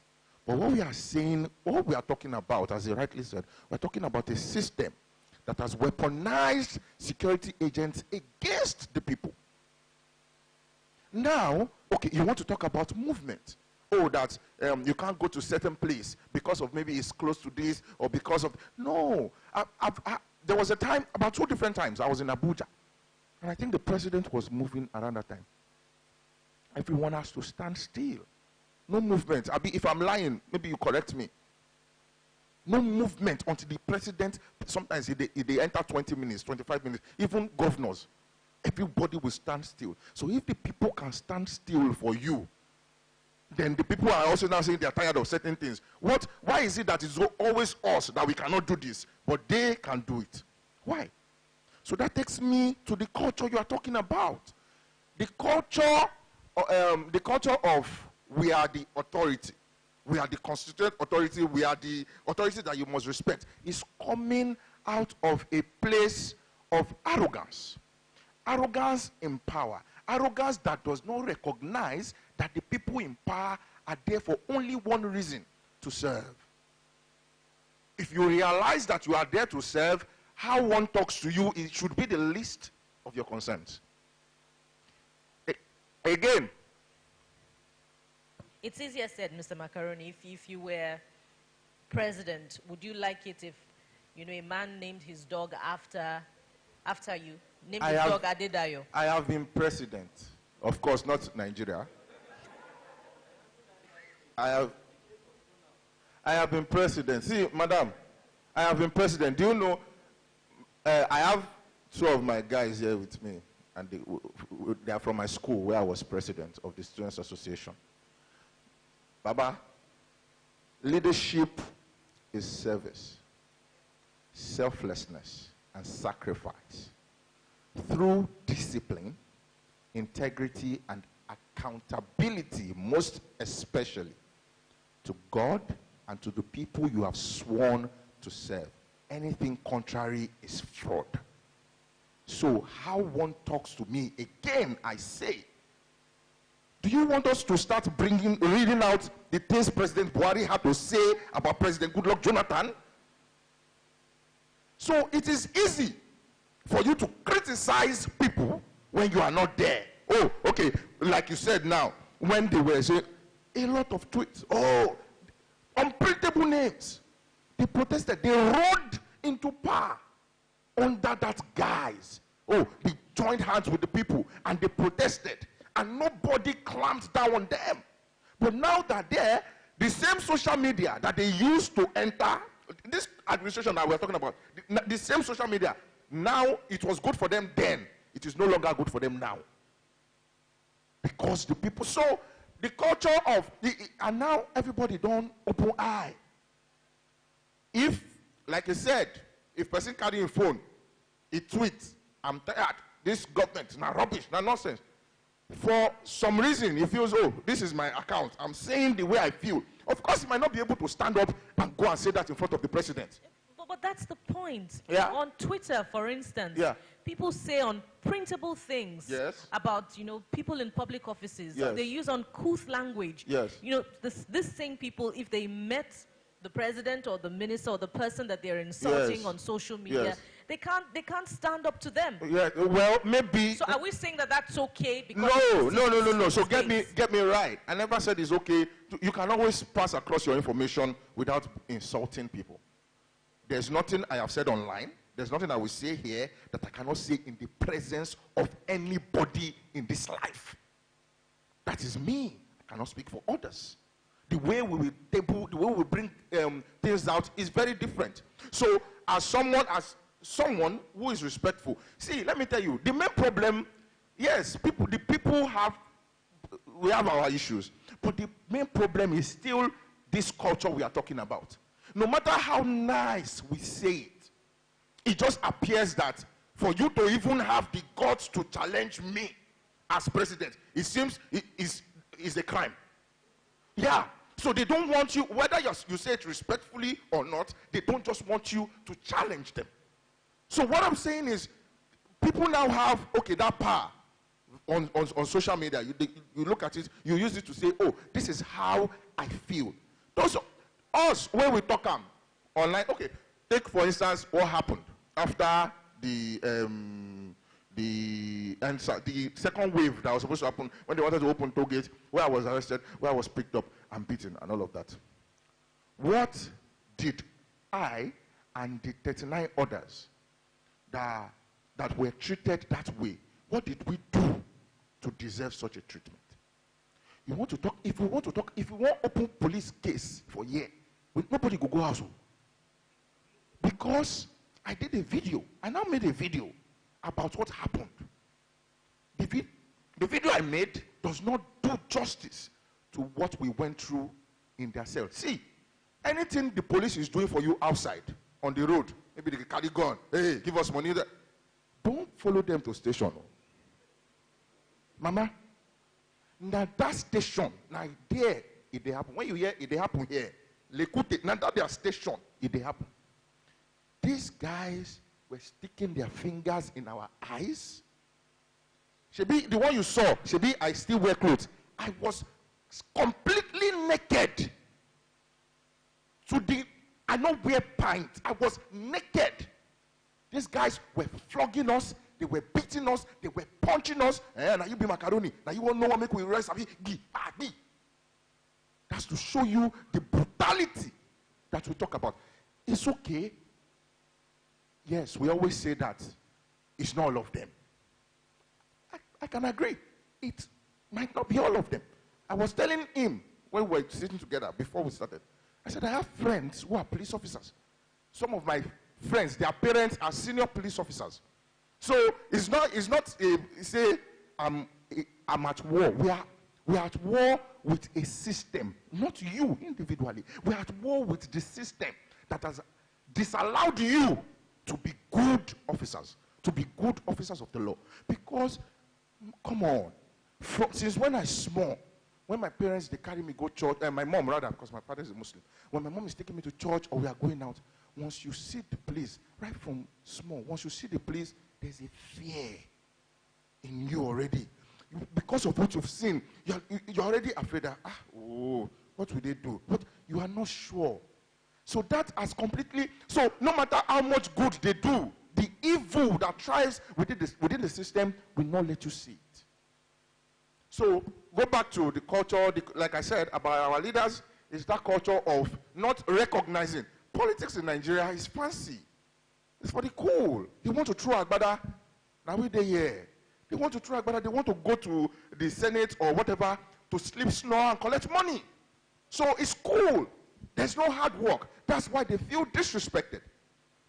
That's why I can be in traffic and a politician is coming with about 5 cars or 10 cars and he wants to pass because he is a politician and I am a citizen. I am the citizen that he is supposed to be serving. If I don't eat, he's not supposed to eat. If I cannot sleep in peace, he's not supposed to sleep in peace. He is protected. I am not. So who is serving who? Nigerians are serving them now. Wow, interesting. I'd like to come to you now. While we wait for the video that will be played for us to take a breather, I'd like to come to you, Mr. Akinriade. Let's talk about the social media bill that caused a stir, some months back under this, I believe, 9th Assembly. What is the place of that social media bill? Because some legislators would argue that, the freedom of expression itself should be regulated because where the right of one person starts is where that of, another person stops. So how would it impact on the civic space, particularly now that it's not just the traditional media that is operating. The media has been democratized. What is the place of that bill?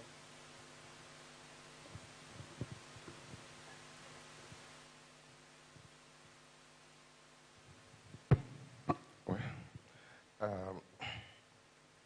I'm not a lawyer, but from the little that I've seen of the bill, for me, like other speakers have mentioned, there is nothing you can do to prevent people from speaking out. You can't prevent people from speaking out. Just as no law can stop the police from investigating anybody. The police have every right to investigate. So you can't say, I should not be investigated, except you have something that you are hiding, So for me, the bill is uncalled for. For me, it's uncalled for. Because if you go through the Constitution, there are various sections. There are laws on ground, It is only when the temperament of those who are in authority does not go with the law that they now seek another one to gag the people. Why would you ask somebody who is pained not to cry out? If I'm pained, for example, and I start yelling, you can't ask me not to yell. If you are pinching me with a nail, do you expect me to keep quiet? So people have every right to use platforms which they think will help accentuate their plight to speak out. So for me, it's totally uncalled for. Most of the things that we see in the society, which are accounted for why we keep having different laws and different... You were talking about civic space. The civic space itself our society now is highly militarized. It's highly militarized. You see all kinds of military and paramilitary organizations, from the police to the civil defense. In some places they call them so safe corps. You go to another state, they call them different names. The Hushins are there. So you run away from police, you jump into the hands of VIO. From VIO, you jump to the hands of road safety corps. The Nigerians keep running everywhere. So you will go and make a detour and go through another name. And so when people are vexed, they want to cry out. So if you're trying to use the social media bill, for me, it amounts to using it to gag the freedom of expression, which is the legal right of every citizen in this part of the world. And it's not only in Nigeria. It is everywhere in the world. People deserve the right to, like one of the panelists said, how come when people want to express their grievances, you use that nebulous regulations to say, some people want to infiltrate you, so that is why we are evacuating you from this place. It's nebulous to me. You can't place your hand on it. And, some other people wants to do solidarity for a governor, an embattled governor. So, and it's always peaceful, and you see policemen around them. So you do nothing about that. If you receive a signal anywhere, The signal should be explicit enough to tell you who and who wants to do what. I have been a witness to a signal in Ota. The present RRS commander, Olayinka Ibeyemi, was the DPO of Songota police station. And some cultists wanted to kill somebody, you know. I think the brother, the person, the victim, the target, had a brother who was a notorious cultist. And the brother was to have his wedding on that particular day. And so they had planned that they would go as guests, and then shoot the both of them.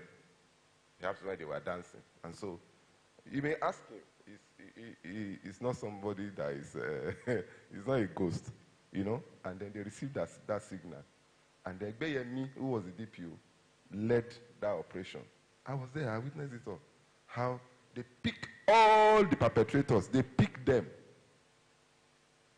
Their intelligence was explicit enough. So they pick everybody and they save. They didn't stop the show. They didn't stop the party. The party went on. The culprits were arrested because that was what the signal says. So if you are trying to use signals to disperse people who had genuine cause to express their feelings, and it has become a routine. It has become a routine. You can't be using the same excuse every time. At times, your men are also become victims. Look at what happened at Etegmi on February 14 this year. The policemen were asked to safeguard the community. Another detachment of policemen came from the Lagos State Police Command. You were not in the saddle then. And they went into and deliberately, the hoodlums went with them to Etegmi. The hoodlums followed the ones that came. They started 17 policemen on ground in that community. The Mopo, who are drafted from MP Ikeja here, through Zone 2 Command. And the ones from the state command went there, and they brought hoodlums, and they sidelined the 17. Normally, when you get into community and find out that your colleagues are there, you ask questions. And they just went in and they left. And when they left, the hoodlums attacked the 17 policemen and killed one Sergeant Edison Fullman. I'm not sure you are aware. The guy is dead now. You know, they attacked the policemen, killed people, maimed them, and the community started protesting. Things happen. You cannot ask a man whose right has been violated not to cry out. So if people have genuine cause to stage a protest and they were prevented, and then I say, okay, let us use another platform, maybe Twitter, for example. So what then is the role of the media to regulate the conversation on the civic space, in the civic space, online and offline? And let's hold the mirror to ourselves now. Is the media performing this role as it should? Okay. I think to a very large extent, however people called or criticized the Nigerian media, it's one of the most vibrant in the world. I say it. People risk their lives to ensure that there is justice, which ordinarily the minions of law, police, the civil defense, the military, and whatever will have provided anyway. They risk their lives. If I tell you how many times I have escaped assassination, you won't believe it. They risk their lives. And, you know, while you are doing it, at times you sit back and think, what am I getting from this? Somebody asked me when I did the report at Fresh Media Award last year. They get rubbish now. You are turning this thing into a campaign, because I think the report was published 5 times. I ran a series on it, and I got all kinds of calls, you know, even from the military. They reported me to NUJ in Abuja. The NUJ said, oh, we don't know this guy. I think he should be from Ogun State, because this actually happened in Ogun. And they went back to Ogun State. and told the NUJ guys. They said, oh no, I think it's in Lagos. And then, you know, they reported again. And one day my editor called me and said,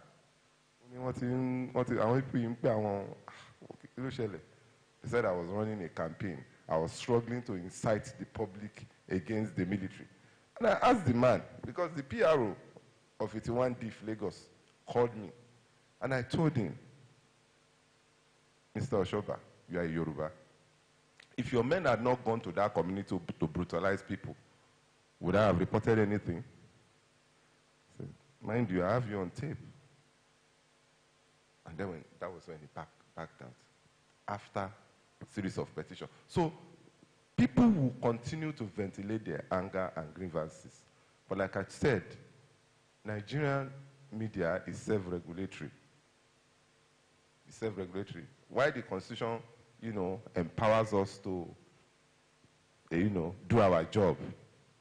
There are also all kinds of regulations that will prevent you from, for example, the FOI bill now, which has been enacted. How many people have been able to use it effectively? I've been on one story now since last year, and I've been asking questions from those concerned, you know, agencies and ministries and all of that. There's been no response. The law provides that they must respond to inquiries. They won't do that. You understand? So for me, journalists must develop the guts to go all out to do their jobs, not minding the regulations. The regulations are just to gag. When you're investigating somebody, you don't expect that person to allow you, to give you free hand to do your job. Most PROs, what they tell you first is, how can we kill that story? And I'll say, you can't kill my story. This forum is an opportunity for all of us to learn, unlearn, and relearn. Nobody is against the police. We have nothing against the police. But we have something about the authorities from whom the police take their order. Because when they give you an order now, you wouldn't even mind those who are involved. You just want to carry out that order without even being civil. And when you are not civil to me, do you expect me to be civil to you? I'd like to follow up with one question. I want to ask how sensationalism contributes to the civic space being healthy or otherwise. You know, because we're talking about conversations and how we receive the conversations, processing the messages, the information that is put out. You know, for instance, I was reading a commentary, an article online now, and then the caption that drew me to the story was how we lost additional. And the additional in question is the Senior Special Assistant to the President on media and publicity.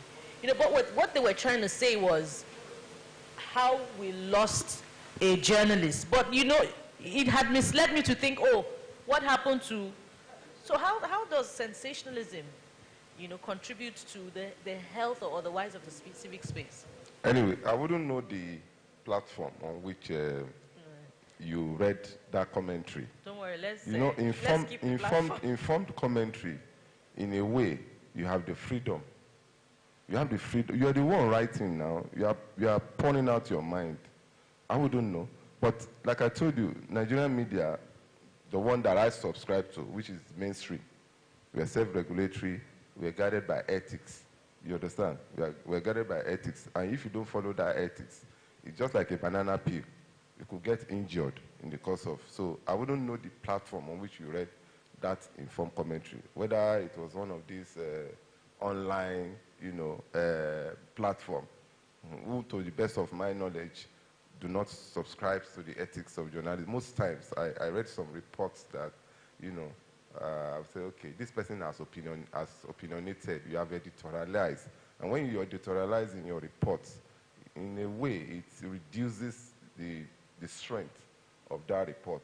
So I don't think any mainstream media will promote sensationalism to the extent that it will, because it's just like you are appealing to emotions of the public, and when they are misled, the reactions might be, you know, dangerous, could be dangerous when they react to sensationalized stories. So for me, in this part of the world, I'm not sure mainstream media would do, because the gatekeeping process is there.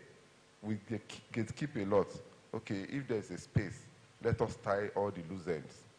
It doesn't matter the fact that this is your expose or your exclusive, but the fact remains that let us get it right, so that by the time we publish this story, the believability will be there. We have a name to protect. Those who don't have names to, with profound respect to bloggers and operators of online forums, most of them run foul of the ethical standard of journalism. And if I see any reports on, at times they miss the stories too. They even miss the stories. There are the soldiers' brutality of villagers, which I ran last year. I got a press release from the community, just like other reporters too. And I look at it, and I saw it online, everywhere. It was everywhere. And I look at the story, I say, this is not even the story now. The story itself is not being promoted. And it's okay, soldiers went to a community and they brutalized people. Who are the victims? Instead of sensationalizing, I said, oh, I will wait. So when one of those who promoted the press release called me and said, Oga, I need the nation. I said, no, please, give me some time. I want to do something. So I just went to the communities on my own. Okay, who are the victims? I'm a victim. He's in the hospital. I visited the hospital. I saw them. So the gatekeeping is there. I can't just promote something that, I can't substantiate. They are not ghosts. And you could see at the end of the day, the people got justice. That's the essence of journalism.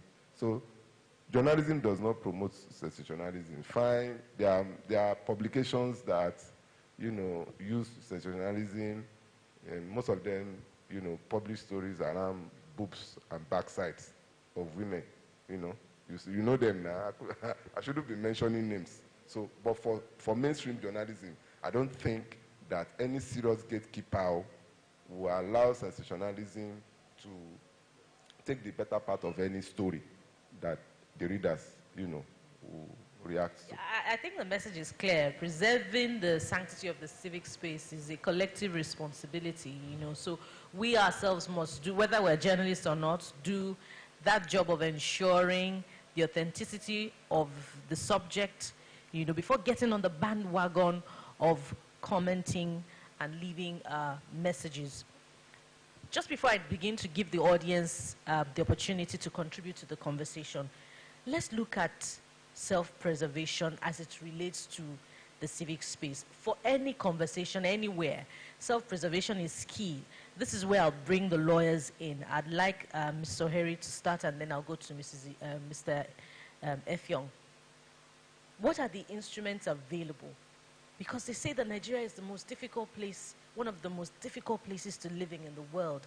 You're on the road, the police is stopping you to interrogate you. What are you carrying and all of that? The VIO is there to ask for your papers. What are those instruments available? What are the things, that a typical Nigerian should know and should be ready to put forward in defense or the protection of his or her fundamental human rights?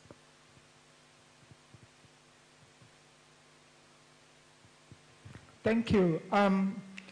There are lots of protection mechanisms that need to be out there in the public domain that people can use to defend themselves. Beginning with the law. The laws of Nigeria, not just the Constitution. So many laws contain provisions that you could use to demand legal protection or increase legal protection for yourself or from the government. But many people are not aware of some of those legal provisions. Let's look at the FOI Act. I know that during the COVID-19 period, where billions and billions, including corporate Nigeria, raised billions and billions, there were two groups that used the FOI to demand that government gives a breakdown of how much they have received from the corporate sector and what they have done with that money. So the FOI Act, I think it was Budget and Sarah that did that, and it worked. So, but you could tweet about it on Twitter and nothing would happen. So it's about using that particular provision and demanding some level of action. So we also need to understand that sometimes you can get results online, but a lot of things, you have to match your online energy with offline action. Like some of the cases that he's referring to, whether it's the case of the person that called Buhari, you can shout it no matter with the kind of energy you want online, until you go offline and activate that machinery. The judges are aware of NSAS. All judges in Nigeria are aware of NSAS. But if you do not actively bring a case forward, file it in court, and it is assigned to a judge, no matter how progressive a judge is, they cannot intervene. So it means that some actions, that anger displayed online, have to be translated into offline expression of anger, and activate the mechanisms that are available at the state levels, at the federal levels, before you can begin to see action. Then also, there are other social protection mechanisms that are available. For instance, I don't know whether I'm the right person to be talking about it. Journalists, there is a program supported by some of the people supporting this program that allows people that are in danger. A lot of NSAS protectors, I know they benefited from it. If you are in severe danger, you need to apply for asylum. You need to escape the country. You need to hide in a safe place or hide your family. There are certain mechanisms. They're also available in the country. Some of them are not publicized because, of course, the people are trying to protect themselves. But people within that space, journalists know how to assess, and you should assess those mechanisms. There are also research grants for people doing investigative journalism. There are some donors that give resources for you to investigate a particular matter, even anonymously. And you can use some of those things to defend yourself. Then also, let me also talk about the people that are blogging. Instead of the country churning out too many regulations, the country already has sufficient laws on libel, slander, defamation. So there are red lines. When you cross those red lines, the government should naturally use existing laws, because when you are churning out more regulations, it's simply an appetite for more power. You want to expand existing powers as if the ones that you have already, they are not enough. But people should also know that there is a fine line. There's a thick line between slander and open, just free, fair comment. So when you are making a comment, there are lots of trainings that are available that enlighten journalists on how not to cross those red lines, how to say the same thing in a different way, in a way that does not require you to now provide proof. So these are some of the things that need to be out there. Some of the information already out there. A lot of NGOs, a lot of public service organizations are providing this kind of sensitization, but the information needs to be made more available. And one last thing, why this is for all of us, not just for journalists, is if you look at the closing citizens database, I provided the information. Nobody is immune from being targeted by state actors, as long as you are using your social media handle effectively to complain about the things happening in the country. Most of the people that have been, remember the people that were arrested on account of their Facebook posts, they were charged for terrorism. Terrorism is one of the worst offenses in our criminal, not just our criminal laws, the global legal system as a whole. And why they charge them for terrorism is because they want to extract the harshest punishment possible for that person.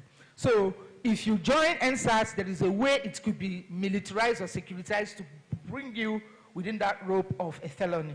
If you join the self-determination groups, of course, most of them have been proscribed and also labeled as terrorists. If you join the religious group like IMN, they have been proscribed and labeled as terrorists. If you join NSAS, many of them are also facing terrorism financing charges. So what should concern all of us is that if the government wants to charge you for terrorism, if you won't be holy, they will find a way to stretch whatever that misdemeanor like very simple offenses that the magistrate court system can even take care of. There is always, as long as somebody is interested, somebody in the political class is interested in getting you behind bars, no matter how minor the misdemeanor is, it can be overstretched and rope it under a very grave felony.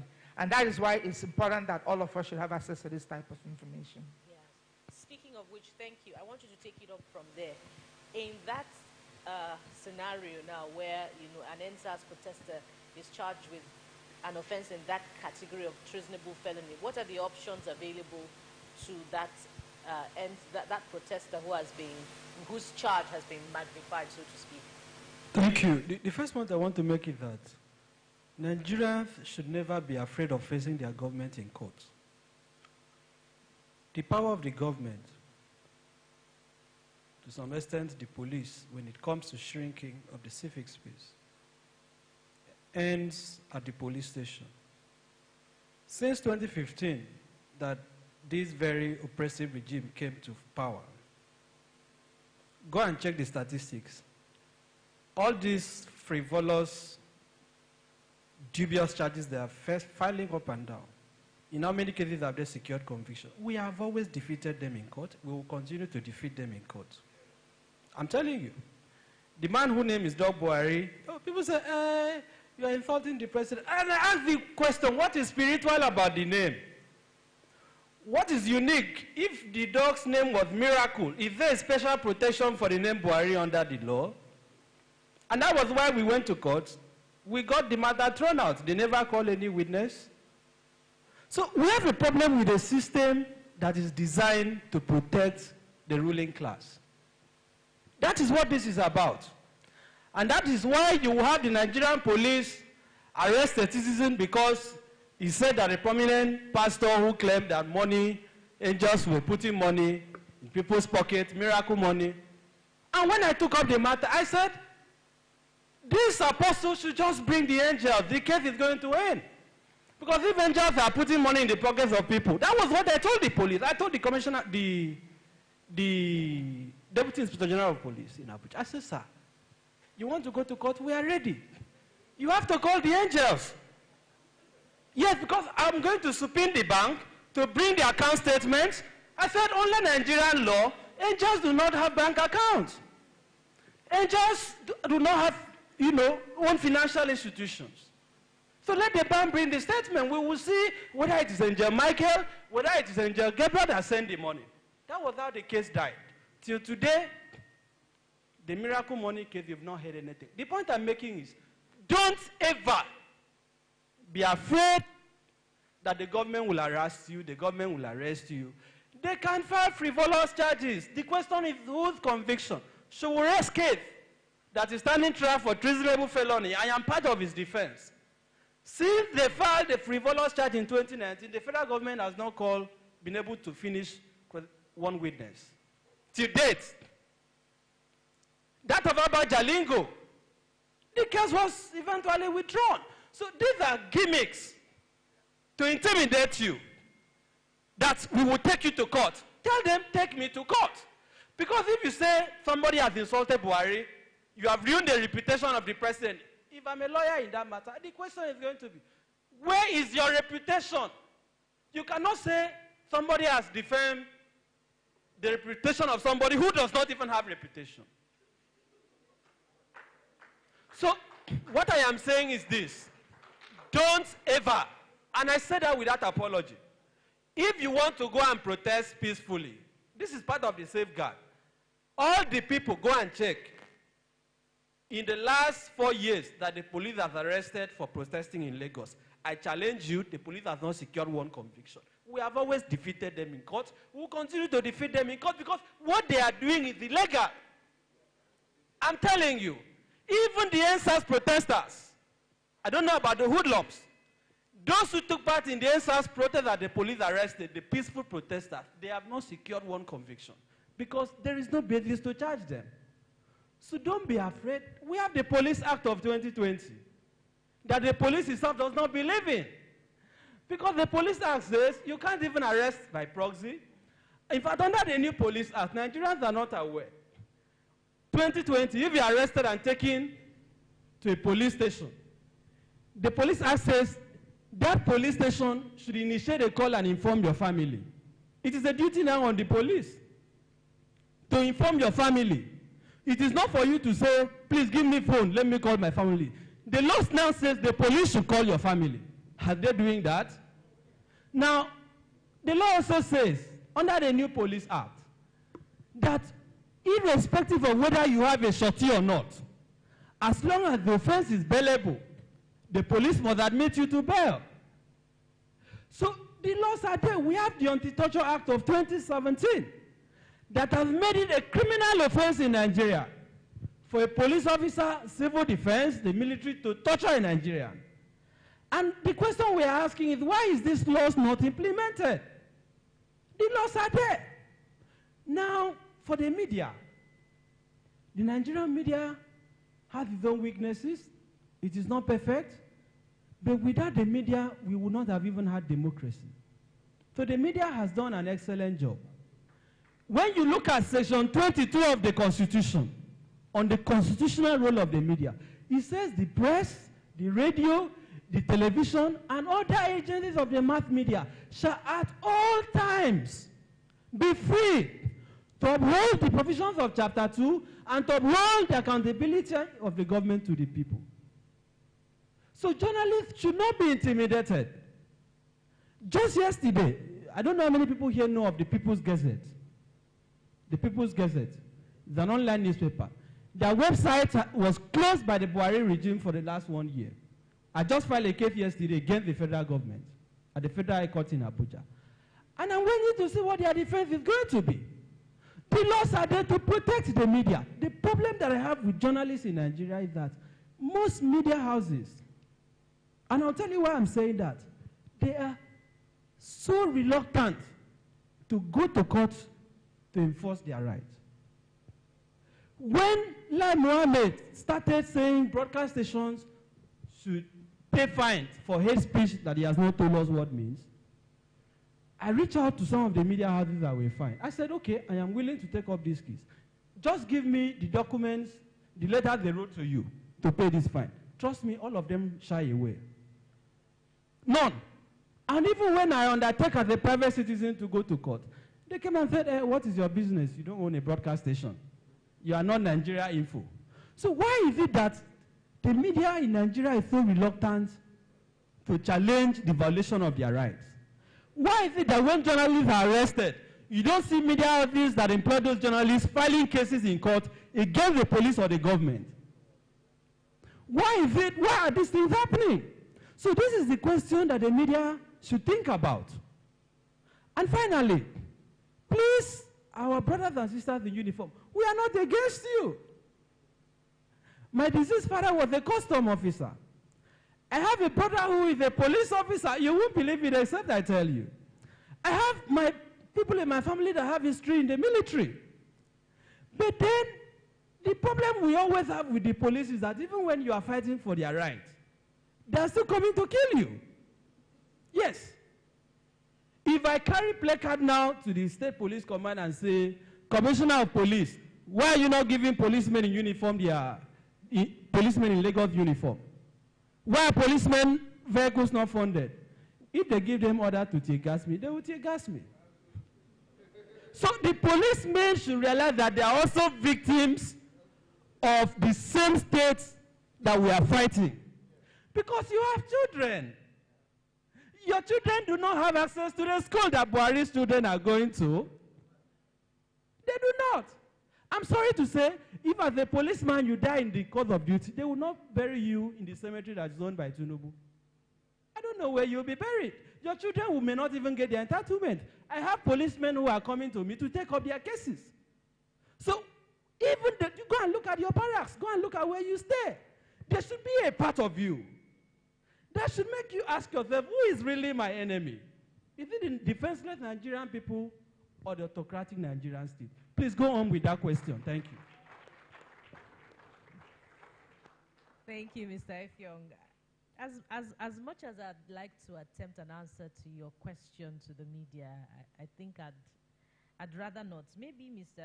Akinriade would respond to it for good reason, but as much as possible, I'd like to say a thing or two. And I still have more questions for the panelists, but let's now go to the audience. Sir, you've been waiting to speak.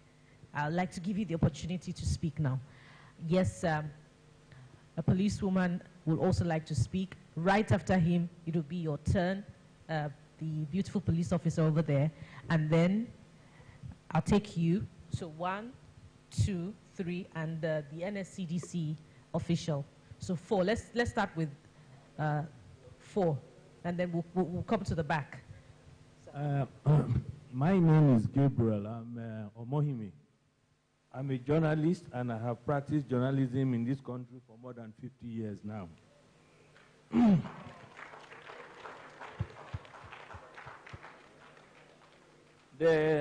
I want to make 1 or 2 interventions. There are so many questions you were directing at my young man there about the regulation of journalists. We have lots of laws regulating journalism practice. The NUJ itself has its own rules and regulations. The Nigerian Guilds of Editors also has its own rules and regulations. The Nigerian Media Council also has its own rules and regulations. Like he rightly pointed out, the mainstream media, they are not as reckless as the bloggers and whatever you call them. That is where the problem really is. And most of these people who are into this blogging and all the rest, majority of them are not journalists. They don't have the training.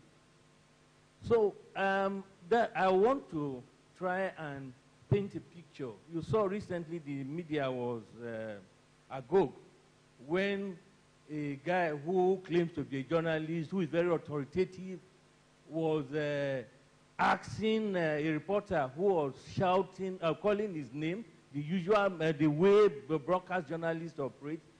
He wanted to be bossy. You don't do that on air. So that's a man who we all know is not a journalist. He's an essayist. He's not a journalist.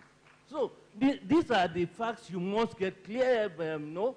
Now, I want to look at this issue of the PRO saying that we have limited understanding of the Nigerian police.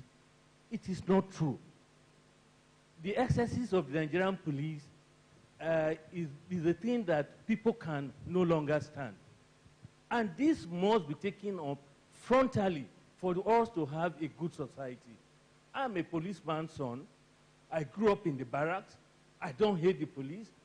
My father repeatedly asked me, why do you want to go and read mass communication at University of Lagos instead of law? In my time, I never did JAM. We did concessional exams. I wrote my exams. I was to read law in Ife. I refused. I went to UNILAG to read mass communication.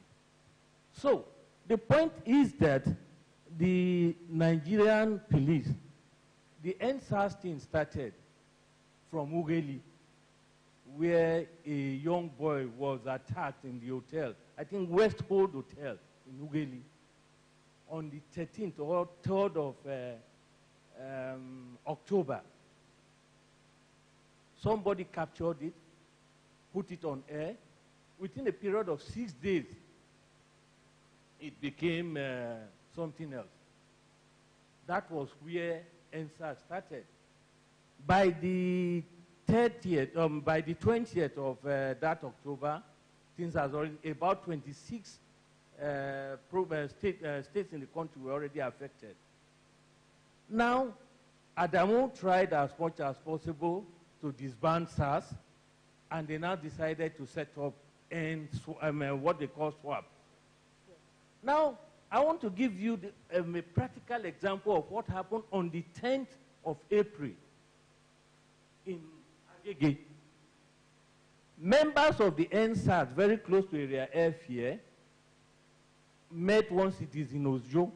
You can imagine members of the SWAP, the new team now, wearing earrings, both nose and this thing, no means of identification whatsoever. They went ahead, grabbed this young man alongside others.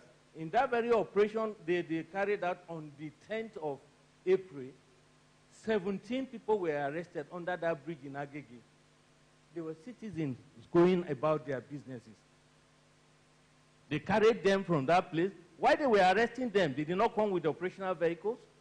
They didn't, it was only that SWAP jacket they were wearing.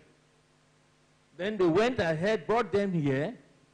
After they kept them in that police station facing Tantalizer, there's one small police post there.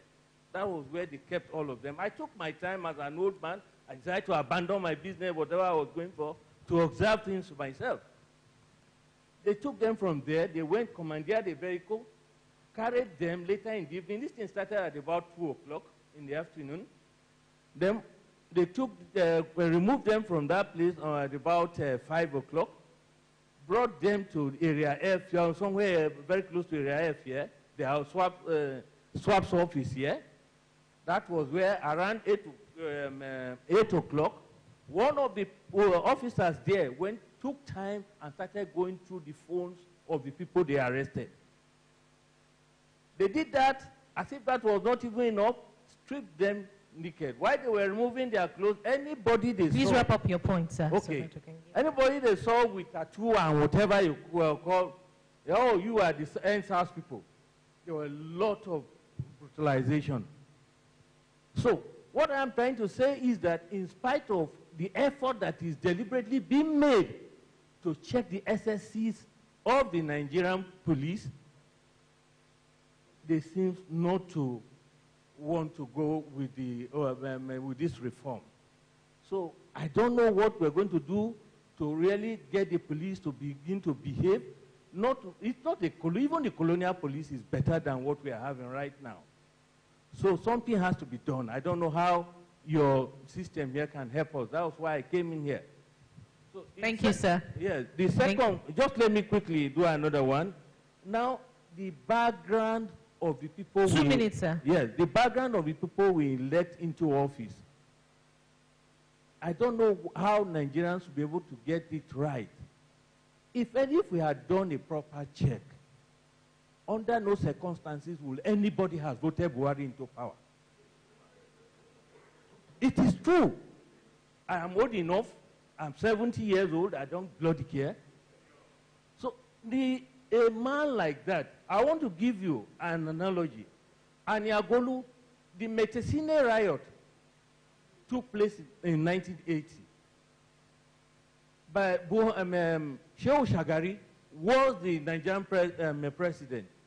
By 81, 82, he set up a panel, the Aniagolu panel. Now, the panel rounded up. By the time the panel was to come up, that was in 83 that the Buhari group struck. The military came in. Buhari gathered these people who were fighting themselves, these Metesine, all these together, and he was able to reconcile them. That is where Buhari now has the 15 militia that are supporting him up till now. So how can you, under what, if we were doing diligence, true diligence, nobody would have voted by Buhari no matter what is into power. So now that we are going to another elections, let us not make these mistakes again. Let us scrutinize the people we are going to vote for. Indeed, a very valid point for reflection. Thank you, sir. Mr. Gabriel Omori, the policewoman.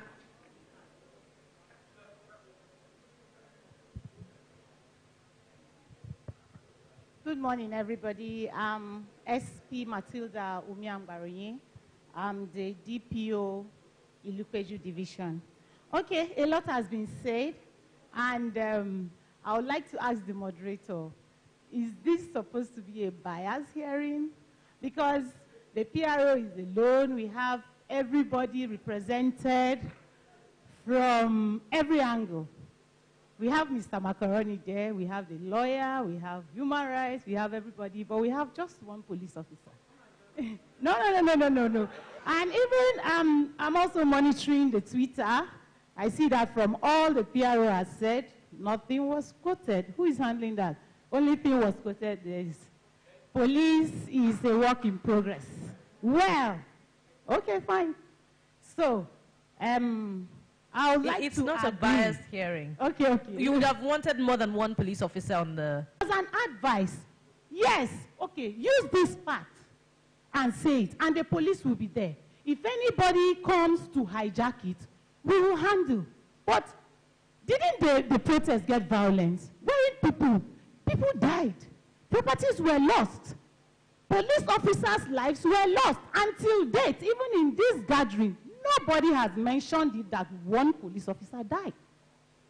As if we are meant to die. Now, innocent citizens lost their goods and properties. Why? Because of one wrong move. We all know deep down within our hearts that something was wrong on all parties and stakeholders of that. And the opening remark from Mrs. Victoria, the opening remark was like, what do we take away from what happened? If you want to do a protest, let the security forces know. Tell them, we want to protest. We want to do it here, and we need security. If you don't tell them, they won't know. I don't know if I'm going to target permission or information, whichever one you choose, because your own life and property also need to be protected.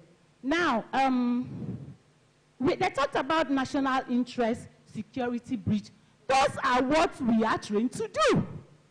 We are trained to protect life and property, protect national interest, to prevent breach of security.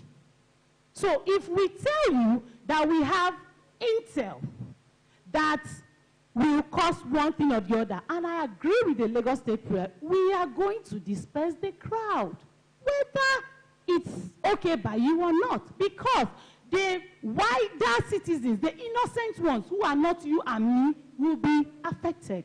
He gave an instance where he said, you are protesting and you are stopping the motorists. So who has the right? Whose right? Where your right ends, another one begins. So no matter how we want to look at it, no matter how it is that everybody has one or two things to say, the policeman did this, the policeman did that. What of all the good ones we have done? Please, can anybody stand up and tell me what one thing that a policeman has done that is good? So let's take away the bias. Let's take away the pain. Let's DPO Matilda, you have 30 more seconds. Okay. Now, I want to make a point. I was here in Lagos. I was the secretary to Commissioner of Police, now AIG retired Odumosu, during the NSAS process. And I'm going to tell you, if a lot that he did was not done, that protest would have still gone worse. Because when the hoodlums hijacked the protest, even the people that started the protest could not do anything. Next time, when we want to fight for our rights, let us do it the right way. When, however you fight, now, Twitter users, I'm saying, the manner in which you fight for your right goes a long way to determine the attention you get. Thank you. Thank you very much. Please, a standing ovation for the police. I wanted us to do that. Let's do it now. A standing ovation for the police, please. We'll continue the conversation. Please. Okay. She accused me of bias. DPO Matilda, I didn't constitute the panel. That's another thing that you must take away from here. I didn't constitute the panel. And then when the lawyer, Mr. Ifeong, was helping us to situate the context of Public Order Act, remember, I challenged him to a large extent, to situate it within the context of the NSAS protest. Nothing like that has ever happened in the history of this country, the magnitude of that kind of protest. So I took him up a whole lot on that. And I gave the PR full opportunity to talk about the challenges of the police. I had it in mind to talk about the decimation of the force of the, during the NSAS protest, as a consequence of the NSAS protest. But a lot of people must contribute to this conversation. Our faculty member, Mr. Lekon Tufodori, I recognize you. Welcome. People had raised their hands. Let me follow protocol. Yeah, so it's your turn next. So please introduce yourself and take your point. Okay. Thank you so much for this wonderful event. Okay. I think she needs to hear. Okay. 2 minutes, sir. No problem. I'll walk around the time. My name is Aboluri Oluwaseun Olumide, Assistant Superintendent of Corps 1, AS1. I am the Public Relations Officer, Nigeria Security and Civil Defense Corps, Lagos State Command. I like to stand on the existing protocol. I've appreciated what the panelists have said in their own right. I've said that because of the want of time, 2 minutes, I need to deal with solutions. Taking the words of one of the panelists who said that the essence, the purpose of this gathering is to learn, to unlearn, and to relearn. I have a history of unionism from Lagos State University, from the Department of Eastern International Studies. And wearing this uniform to serve my fatherland makes me to stand in a very great space, gives me an ample opportunity to share my experience slightly, to inform our youth better, just like the adrenaline that the DPO of Ilukweju used to draw a point to bear.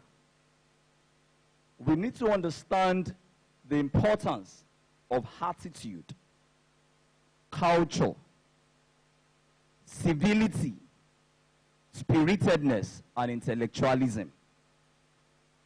At the age of 15, 16, in my days in LASU, if I tell you and this panel what I have done to ensure that school fees are brought down to an amount that the parents of the have-nots can afford, you will never believe it. Some of us in church will be allowed to speak, but in school, as tiny as we are, you may not believe, we were lions to the vice chancellors for good. But we had very bad experiences trying to do good. I think Mr. Macaroni, though I didn't want to mention anybody's name, shared an experience of being an ESCO, Association of Student Union, I don't know which was its call. Some of us have been faced with guns by our colleagues that we're fighting for. Now today we wear this uniform. May I inform our youth, apart from informato, apart from informing the security agencies, we all came from a home. If we lose this nation today, all those positions that we call you, moderator, Mr. Macaroni, human rights lawyer, they will all go down with you. In fact, you cannot tell the next place or the next civic space that you find yourself. And it is whatever crumbs that you see around there that will be your lot. The president can be a beggar in another man's land. The journalist can be a sweeper in another man's land. This space is our space. We cannot afford to kill it. Nigeria first before any interest at all. Having said that, there's this culture that we need to understand. Under whatever guise, even if a government calls off a protest, even if a government, I've not mentioned any government, calls off a protest, excuse me, even those of us that wear this uniform, after all the training, the answer is safety first. I don't think if I'm communicating. If you lose your life as a result of one protest, quote or unquote, I don't want to know how original that protest is. I know my books in LASU, my grade points can show for it. I don't have to say that here. There's no need for boasts. Very many of us wearing this uniform are not just graduates for going to school. We are intellectuals. We have written papers. By the grace of God, I've written academic papers, 8 as PRO in Lagos, under 1 year. So what we are saying is, you have a culture to save yourself first.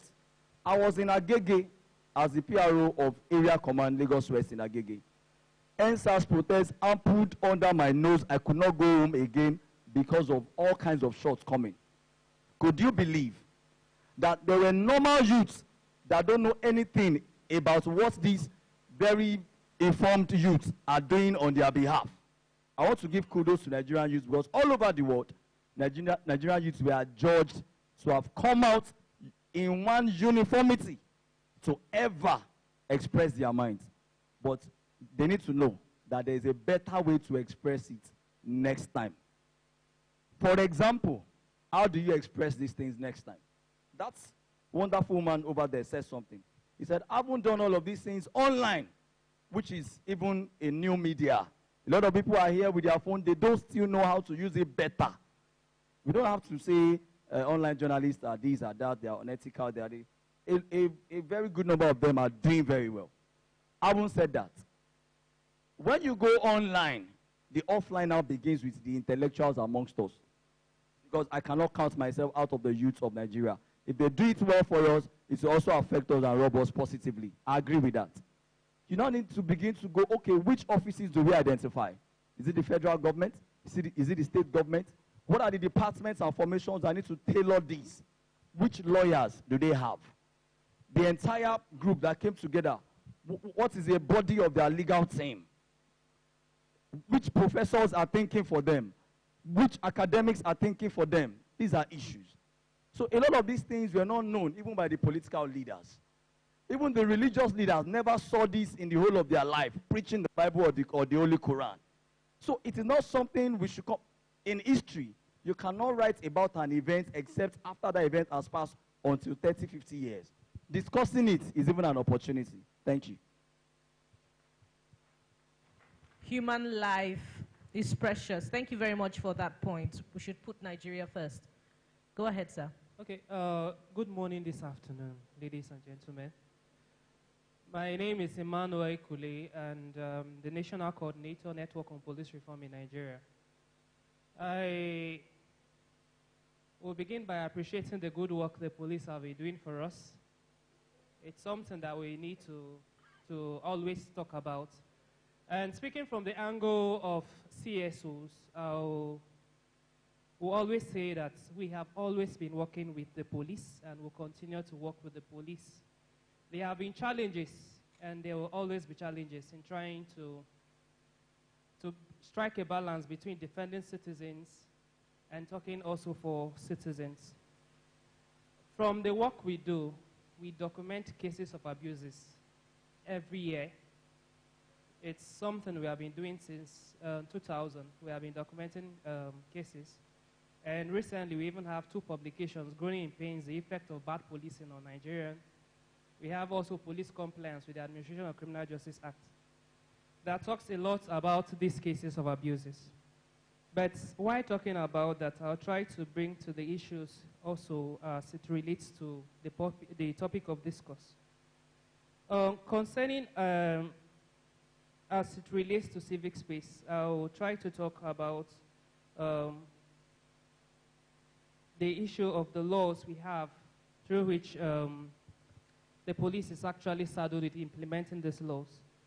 We have laws, but they have always been a question of oversight, and also the agency saddled with ensuring these laws are being implemented properly.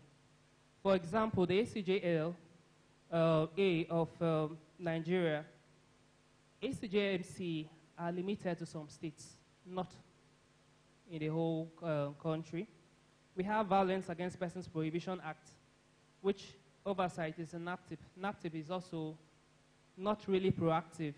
Pardon me if you have representatives from there, but they are actually not too proactive. The Anti-Torture Act, we have NCAT. It's similar.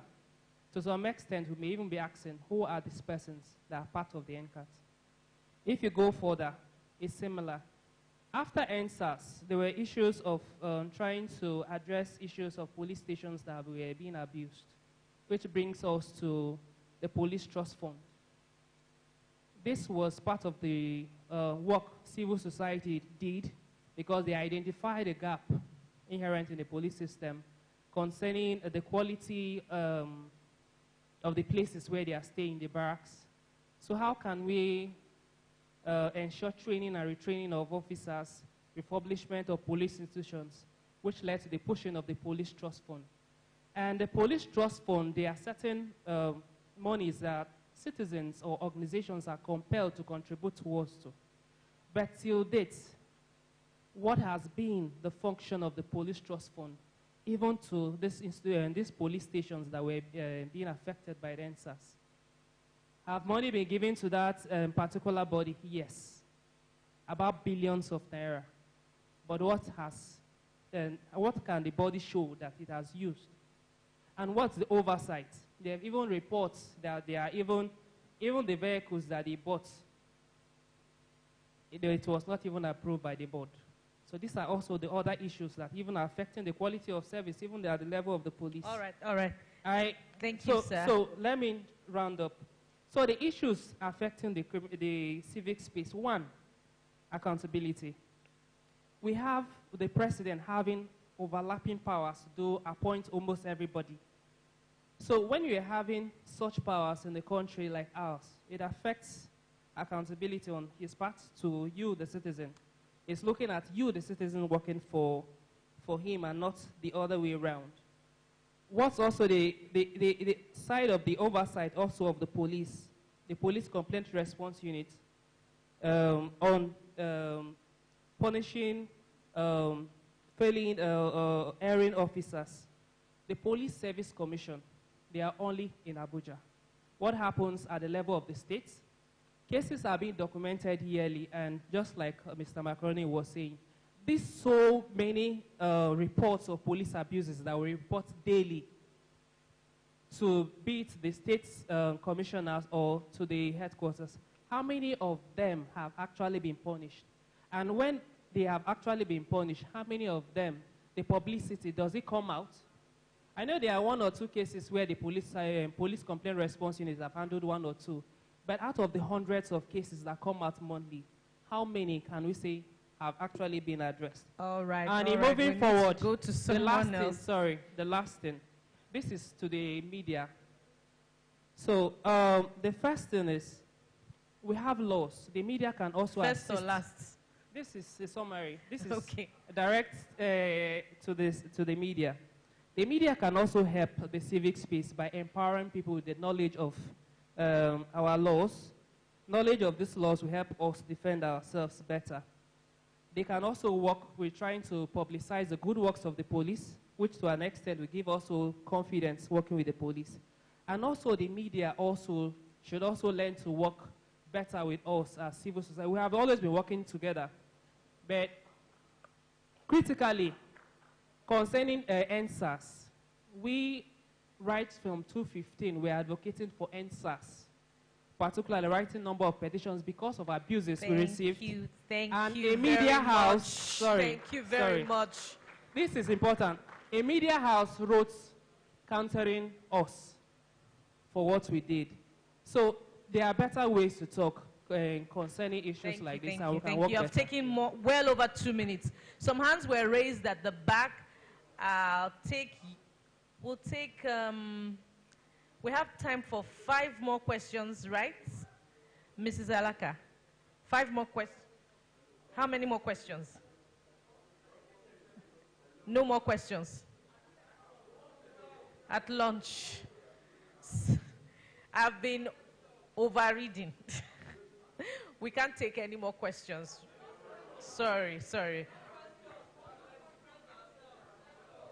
Okay. One at the back. The gentleman over there. Just one question or comment. Just one. Give him, yeah. Go ahead. All right. Good afternoon, everybody. You can write your questions and pass them across. Good afternoon. Go ahead, sir. Good afternoon, everybody. Yeah. Please, my name is MC Hallelujah. I'm a Nigerian stand-up comedian. And I'm also working with Corner Entertainment. Yeah, I'm a media influencer as well. Please. Go ahead, go ahead. My question goes to PRO, but he's not here. Okay, sorry, forgive me. Sir, there's something I want to ask you. It's a privilege to meet you in person. And some certain things have been happening around First Tag. Okay, I'm going to give you a specific name.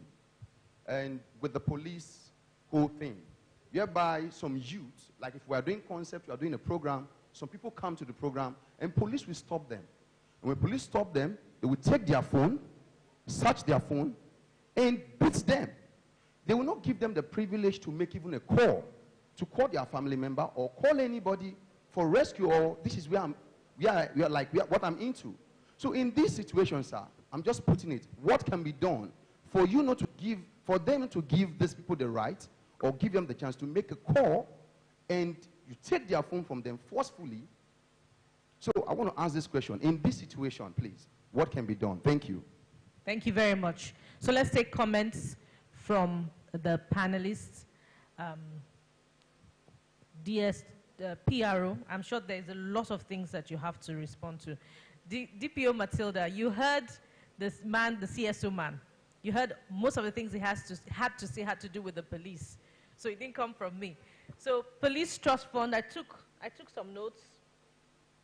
Police Trust Fund and the Police Service Commission are not available to address a lot of cases. They are only in Abuja, just to mention 2 out of the things that he talked about.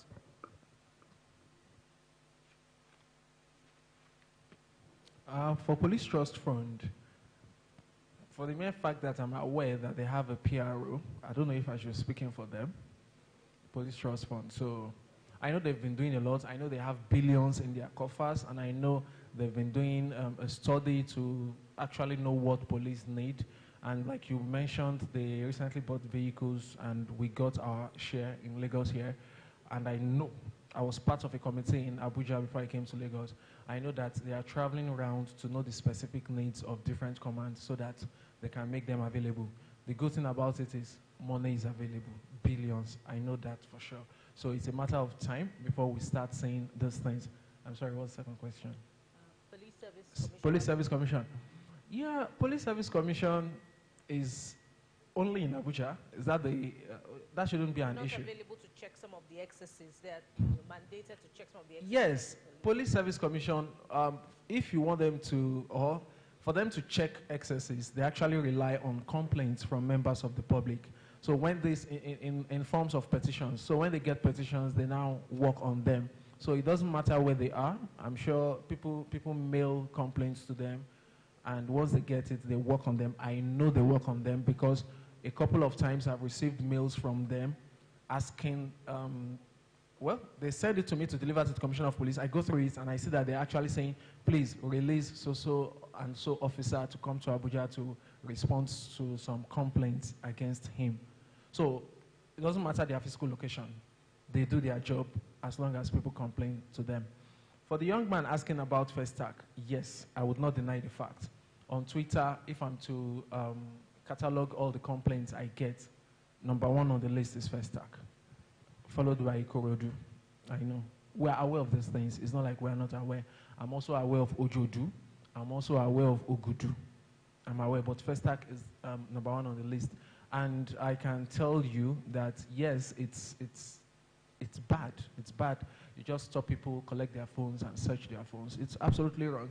That's why if you follow me on Twitter, you would see that each time someone mentions First Tag, the first thing I do is to tweet the area commander's number. And that's because I had a chat with the area commander, like, okay, your boys are misbehaving, you know.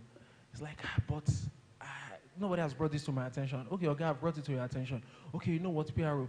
Just give people my number. Anybody that misbehaves, they should call me. I will go there personally and get them. Well, like I said at the beginning of this program, people don't usually tweet when we do something good. I'm not blaming anybody for that anyway.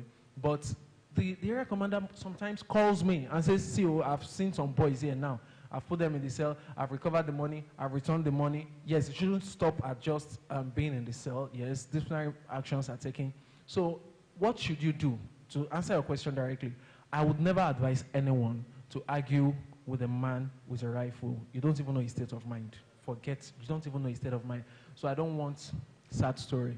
If He's bigger than you with that rifle. He's bigger than you. So just play along. If they don't allow you call, play along. Note things that would help us. See faces, see names, if there are names, vehicles. And the moment you can make that call, if they collect your money, it's fine. We've recovered money so many times. So just play along and reach out to us, reach out to the PRO, reach out to the DPO or the area commander. And that way, we'll keep getting better. Thank you very much, Mr. Hunde. Which of the panelists wants to respond to some of the earlier points raised by the other commentators? Yeah, Mr. Akinriade. Make it brief, please. All right. I think I did some jottings here. Somebody talked about, I think it was the remarks by the senior policewoman there, who was referencing what my very good brother here said about the percentage of police brutality. I think that figure might not be correct. For every every data shown out by organizations, I have not only worked with a Nigerian organization, I've worked with international organizations. I know that for every data that any organization pushes out, there's always an agenda behind it. It's either to dissuade or discountenance popular opinion about that organization or about happiness on which the organization is involved. Last year, I did an academic research on NSAS protests, the role of the media and the security forces. In fact, it formed the basis of my MSc. And what I found out, contradicts the figure you are showing out. The problem with the media, which seems to be our imperfection, is that we over-rely on data supply by organizations.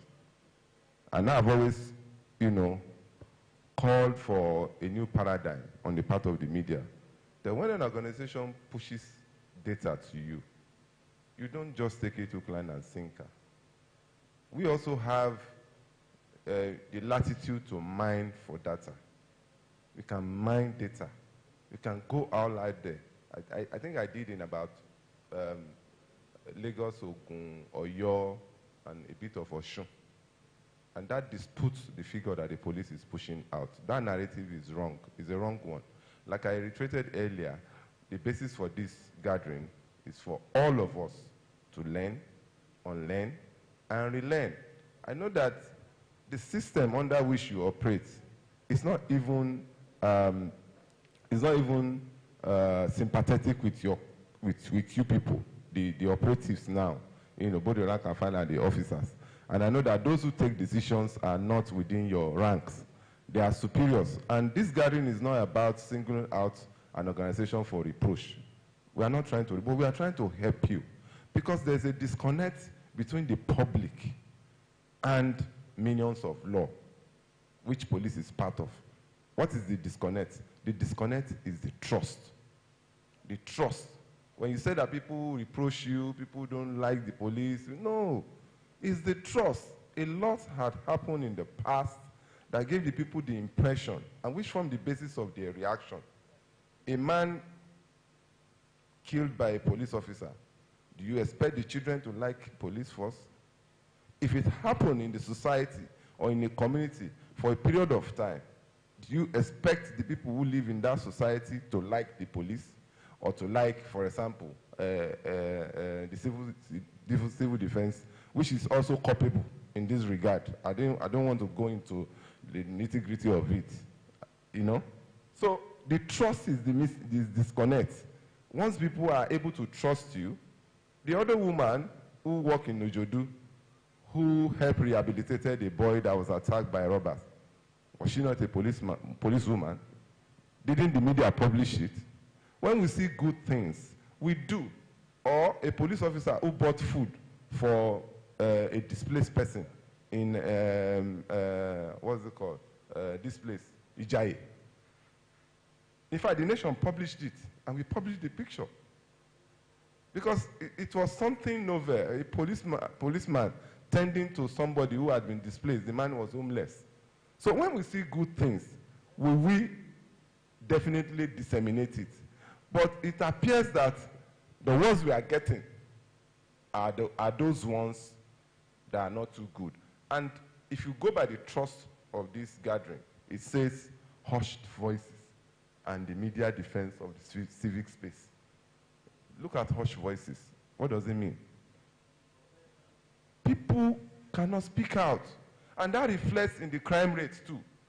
You go to places like Ikoyi or Banana Island. If you offend me, for example, I'll press charges. I say, okay, you hear from my lawyers. But people who know that, oh, if we take this criminal to police station, before we get home, he will have even been left off the hook.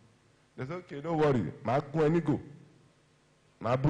You know, they hardly think of the law.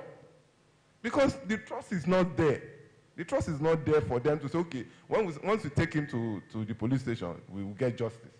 And if people don't get justice, there will always be a reaction. The reaction was what you saw in the NSAS.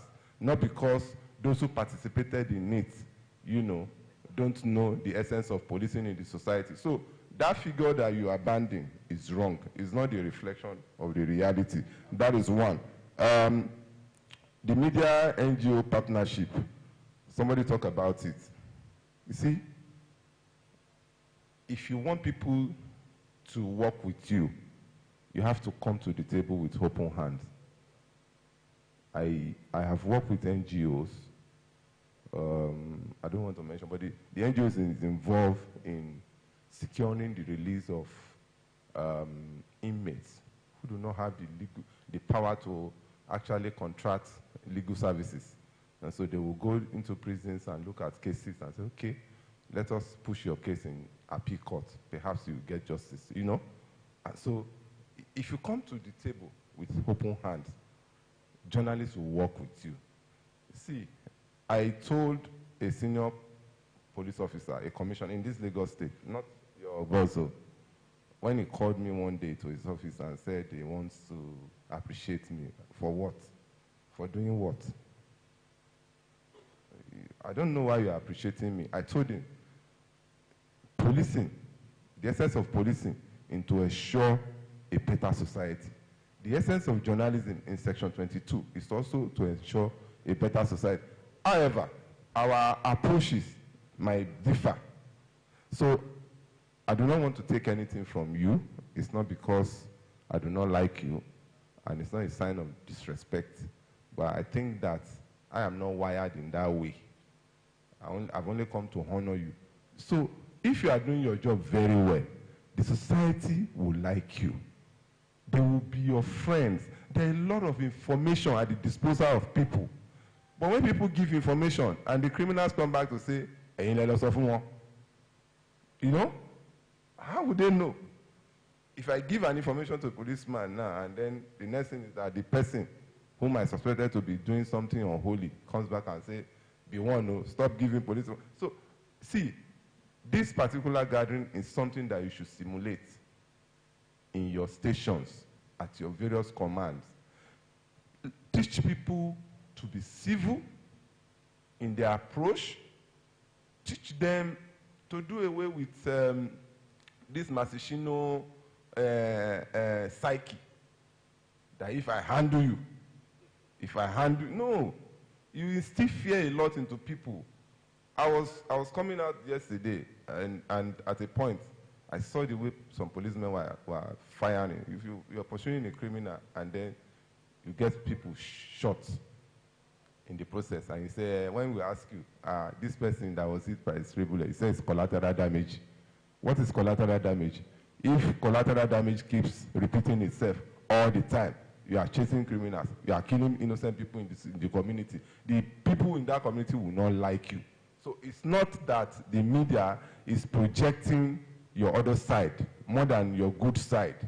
Let there be equilibrium, let there be some balancing, so that at the end of the day, we'll know that, oh, we can trust police. Of course, I've been telling people, the day you know that policemen work is the day that they are off the street.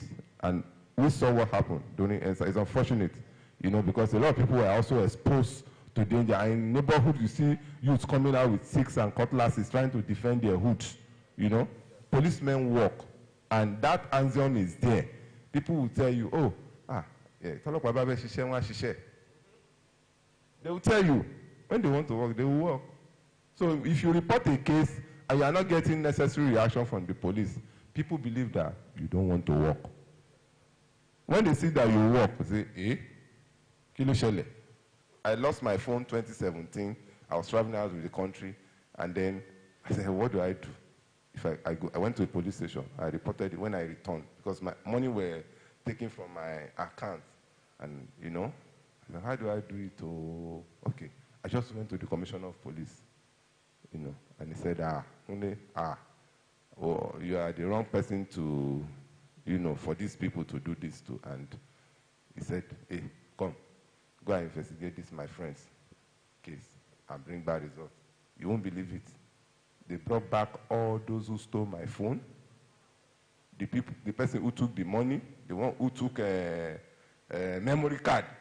Memory card, enough for me, oh, memory card. And I was like, so people will go to police station, they will report the same case, they won't get any results. Exactly, so, that was what I was about to say. If you were there. not a journalist that had friends with the police, what would have happened? I have more questions here. Let me quickly go through them. They are for you, PRO. As a photojournalist covering a protest, one of your officers, a DPO for that matter, collected my memory card. Is it right? The worst thing was that the PRO then that I called did not pick the call. I sent a message, no response. This is from Ken Digbadamosi, Vanguard Newspapers, and he says, why does the police always attack, I believe that's what he's trying to say, attack or harass, as the case may be, photojournalists or cameramen during any protests? This question goes to you again. How can the police internal mechanisms be accessed by the public? I feel the public has the right to access these mechanisms to make complaints. And lastly, the role of the police in protecting journalists at rallies or protests. The attack of journalists by the police during the second wave of NSAS protests, the Arise reporter. Journalists face the challenge of PROs not responding to stories. It is common that journalists are frustrated while seeking information from the police. This is from Najiti, Lazgidi FM. Thank you very much. The first question just has one answer, no.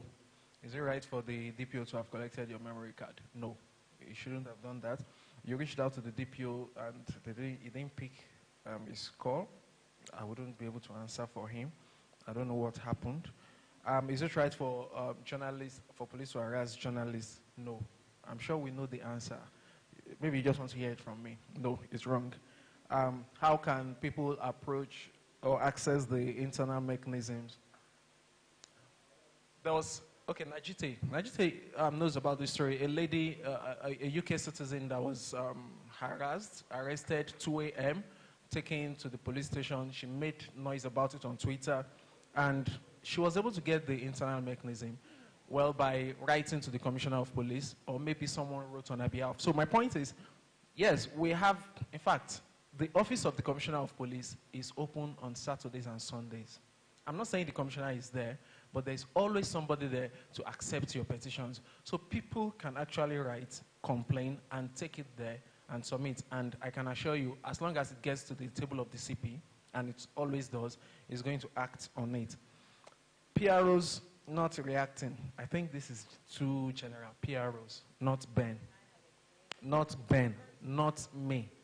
I've made sure I respond to all queries given to me. The journalists are here. They can attest to that. And we'll try to work on that to make sure it's all over the country. Because people come to Twitter to say, only First PRO and Lagos PRO respond to us. How come? So, and I can also tell you that I saw a signal from the First PRO directing all state PROs to not only respond to calls, but be also active on social media. So for Ben, I respond, and I can also tell you that other PROs too will improve in that regard. I think that's all. Thank you, PRO. I think we're coasting home gradually. I still have so many questions, but we don't have time to take the questions. The most important point that I'm taking away from this conversation is that it doesn't matter if we're wrong, but the most important thing is that we should be heard. We can make more points as we go along, but we've come to the point where I'd like to invite the program manager of the Wole Soyinka Center for Investigative Journalism, Juliana Francis, to come and give her appreciation remarks. Please, a round of applause for her as she comes.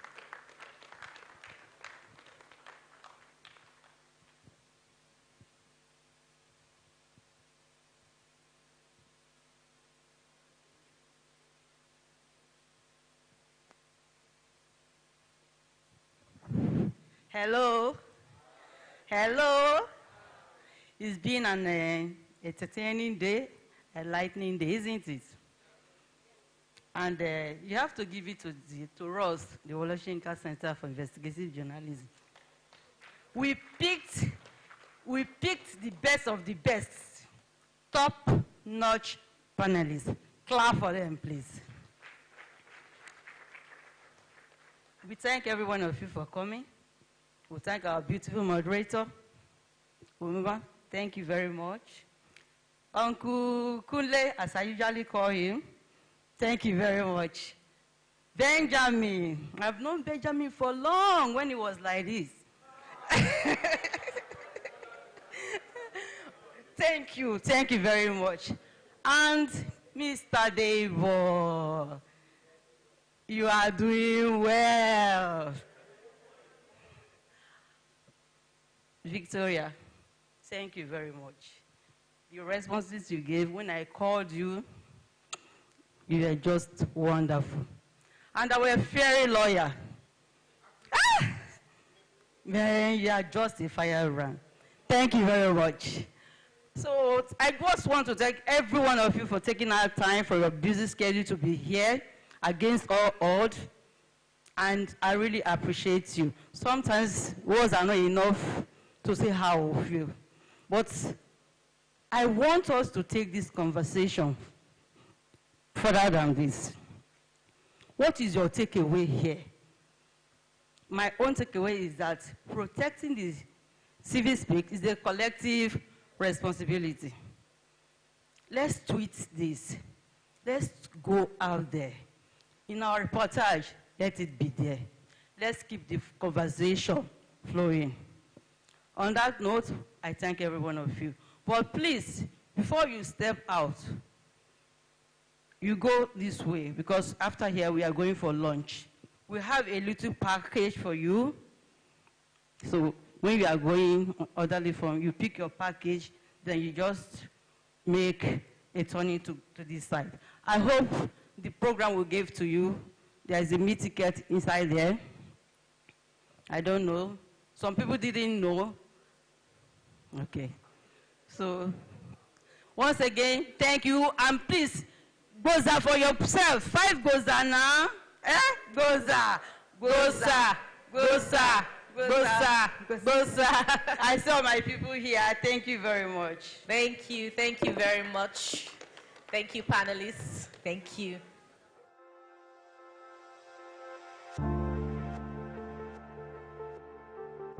Nigeria is an interesting country. You have people with different backgrounds, different views, different beliefs, who have grown from different parts of the countryside. And so there's a huge potential for people to misunderstand each other. We need to encourage a culture of healthy debate, of dialogue, as a means of addressing our differences. Cultural norms have impact on almost everything in our lives, but most especially within the African context. When the elder speaks, it is the final word. When the ruler speaks, it's the final word. When the husband speaks, there is no pushback. But young people speak up about the issues that they face and they get dismissed, or they get punished, or they get even a further restriction of the rights that they're trying to complain about. For persons with disabilities living in the shrinking space, it means discrimination, it means exclusion, it means underrepresentation. I think that we need to continue to express our opinions and ourselves, and we should not be constrained. But as we do this, let's organize properly. Let's educate ourselves. Let's use data to inform our conversation and our policies and our decision making as young people. And it is not a competition. I think the Nigeria we should aspire to is a Nigeria in which every person is respected as stated by our constitution, where we're all equal before the law. I believe that this nation, Nigeria, can be greater than the sum of its parts if our civic space accommodates not just the voices of the few, but of everyone.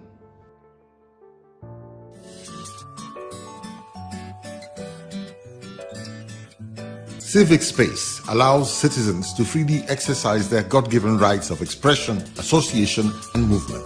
These rights include online channels as well. Social media platforms allow citizens to express their civil liberties and protect their interests. Now, online civic space is under serious attack. Journalists are being arrested for articles posted online. Activists are being harassed and threatened.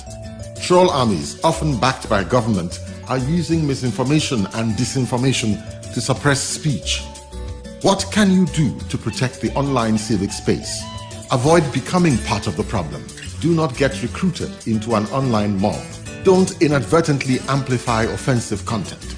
Ensure you verify information. Remember that good people can have opinions different from yours. If you find yourself under attack for your online speech, here is what you can do. Try to ignore hostile posts. If you cannot, block vexatious accounts or mute content. Use appropriate features to report posts and all the accounts that post offensive content. Speaking up online can be tough, especially for less powerful, marginalized, or excluded voices. Stand up for digital freedom. Safe online spaces for self-expression are critical to democracy. Protect the online civic space.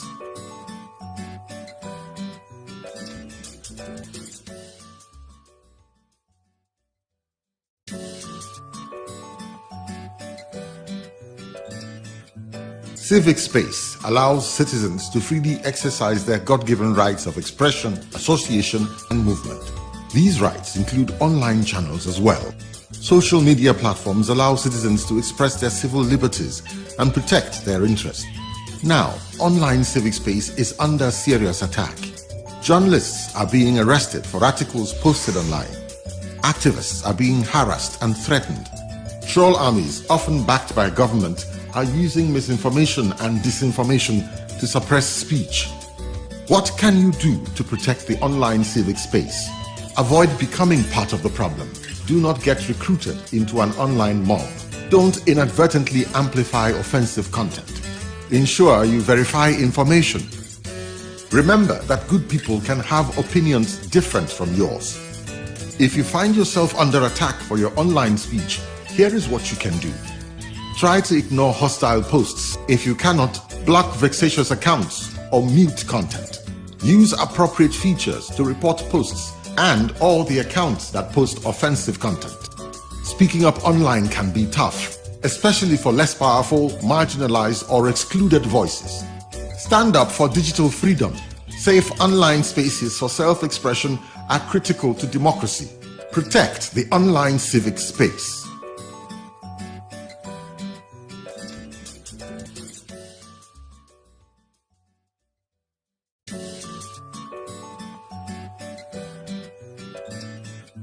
Civic space allows citizens to freely exercise their God-given rights of expression, association, and movement. These rights include online channels as well. Social media platforms allow citizens to express their civil liberties and protect their interests. Now, online civic space is under serious attack. Journalists are being arrested for articles posted online. Activists are being harassed and threatened. Troll armies, often backed by government, are using misinformation and disinformation to suppress speech. What can you do to protect the online civic space? Avoid becoming part of the problem. Do not get recruited into an online mob. Don't inappropriate features to report posts and all the accounts that post offensive content. Speaking up online can be tough, especially for less powerful, marginalized, or excluded voices.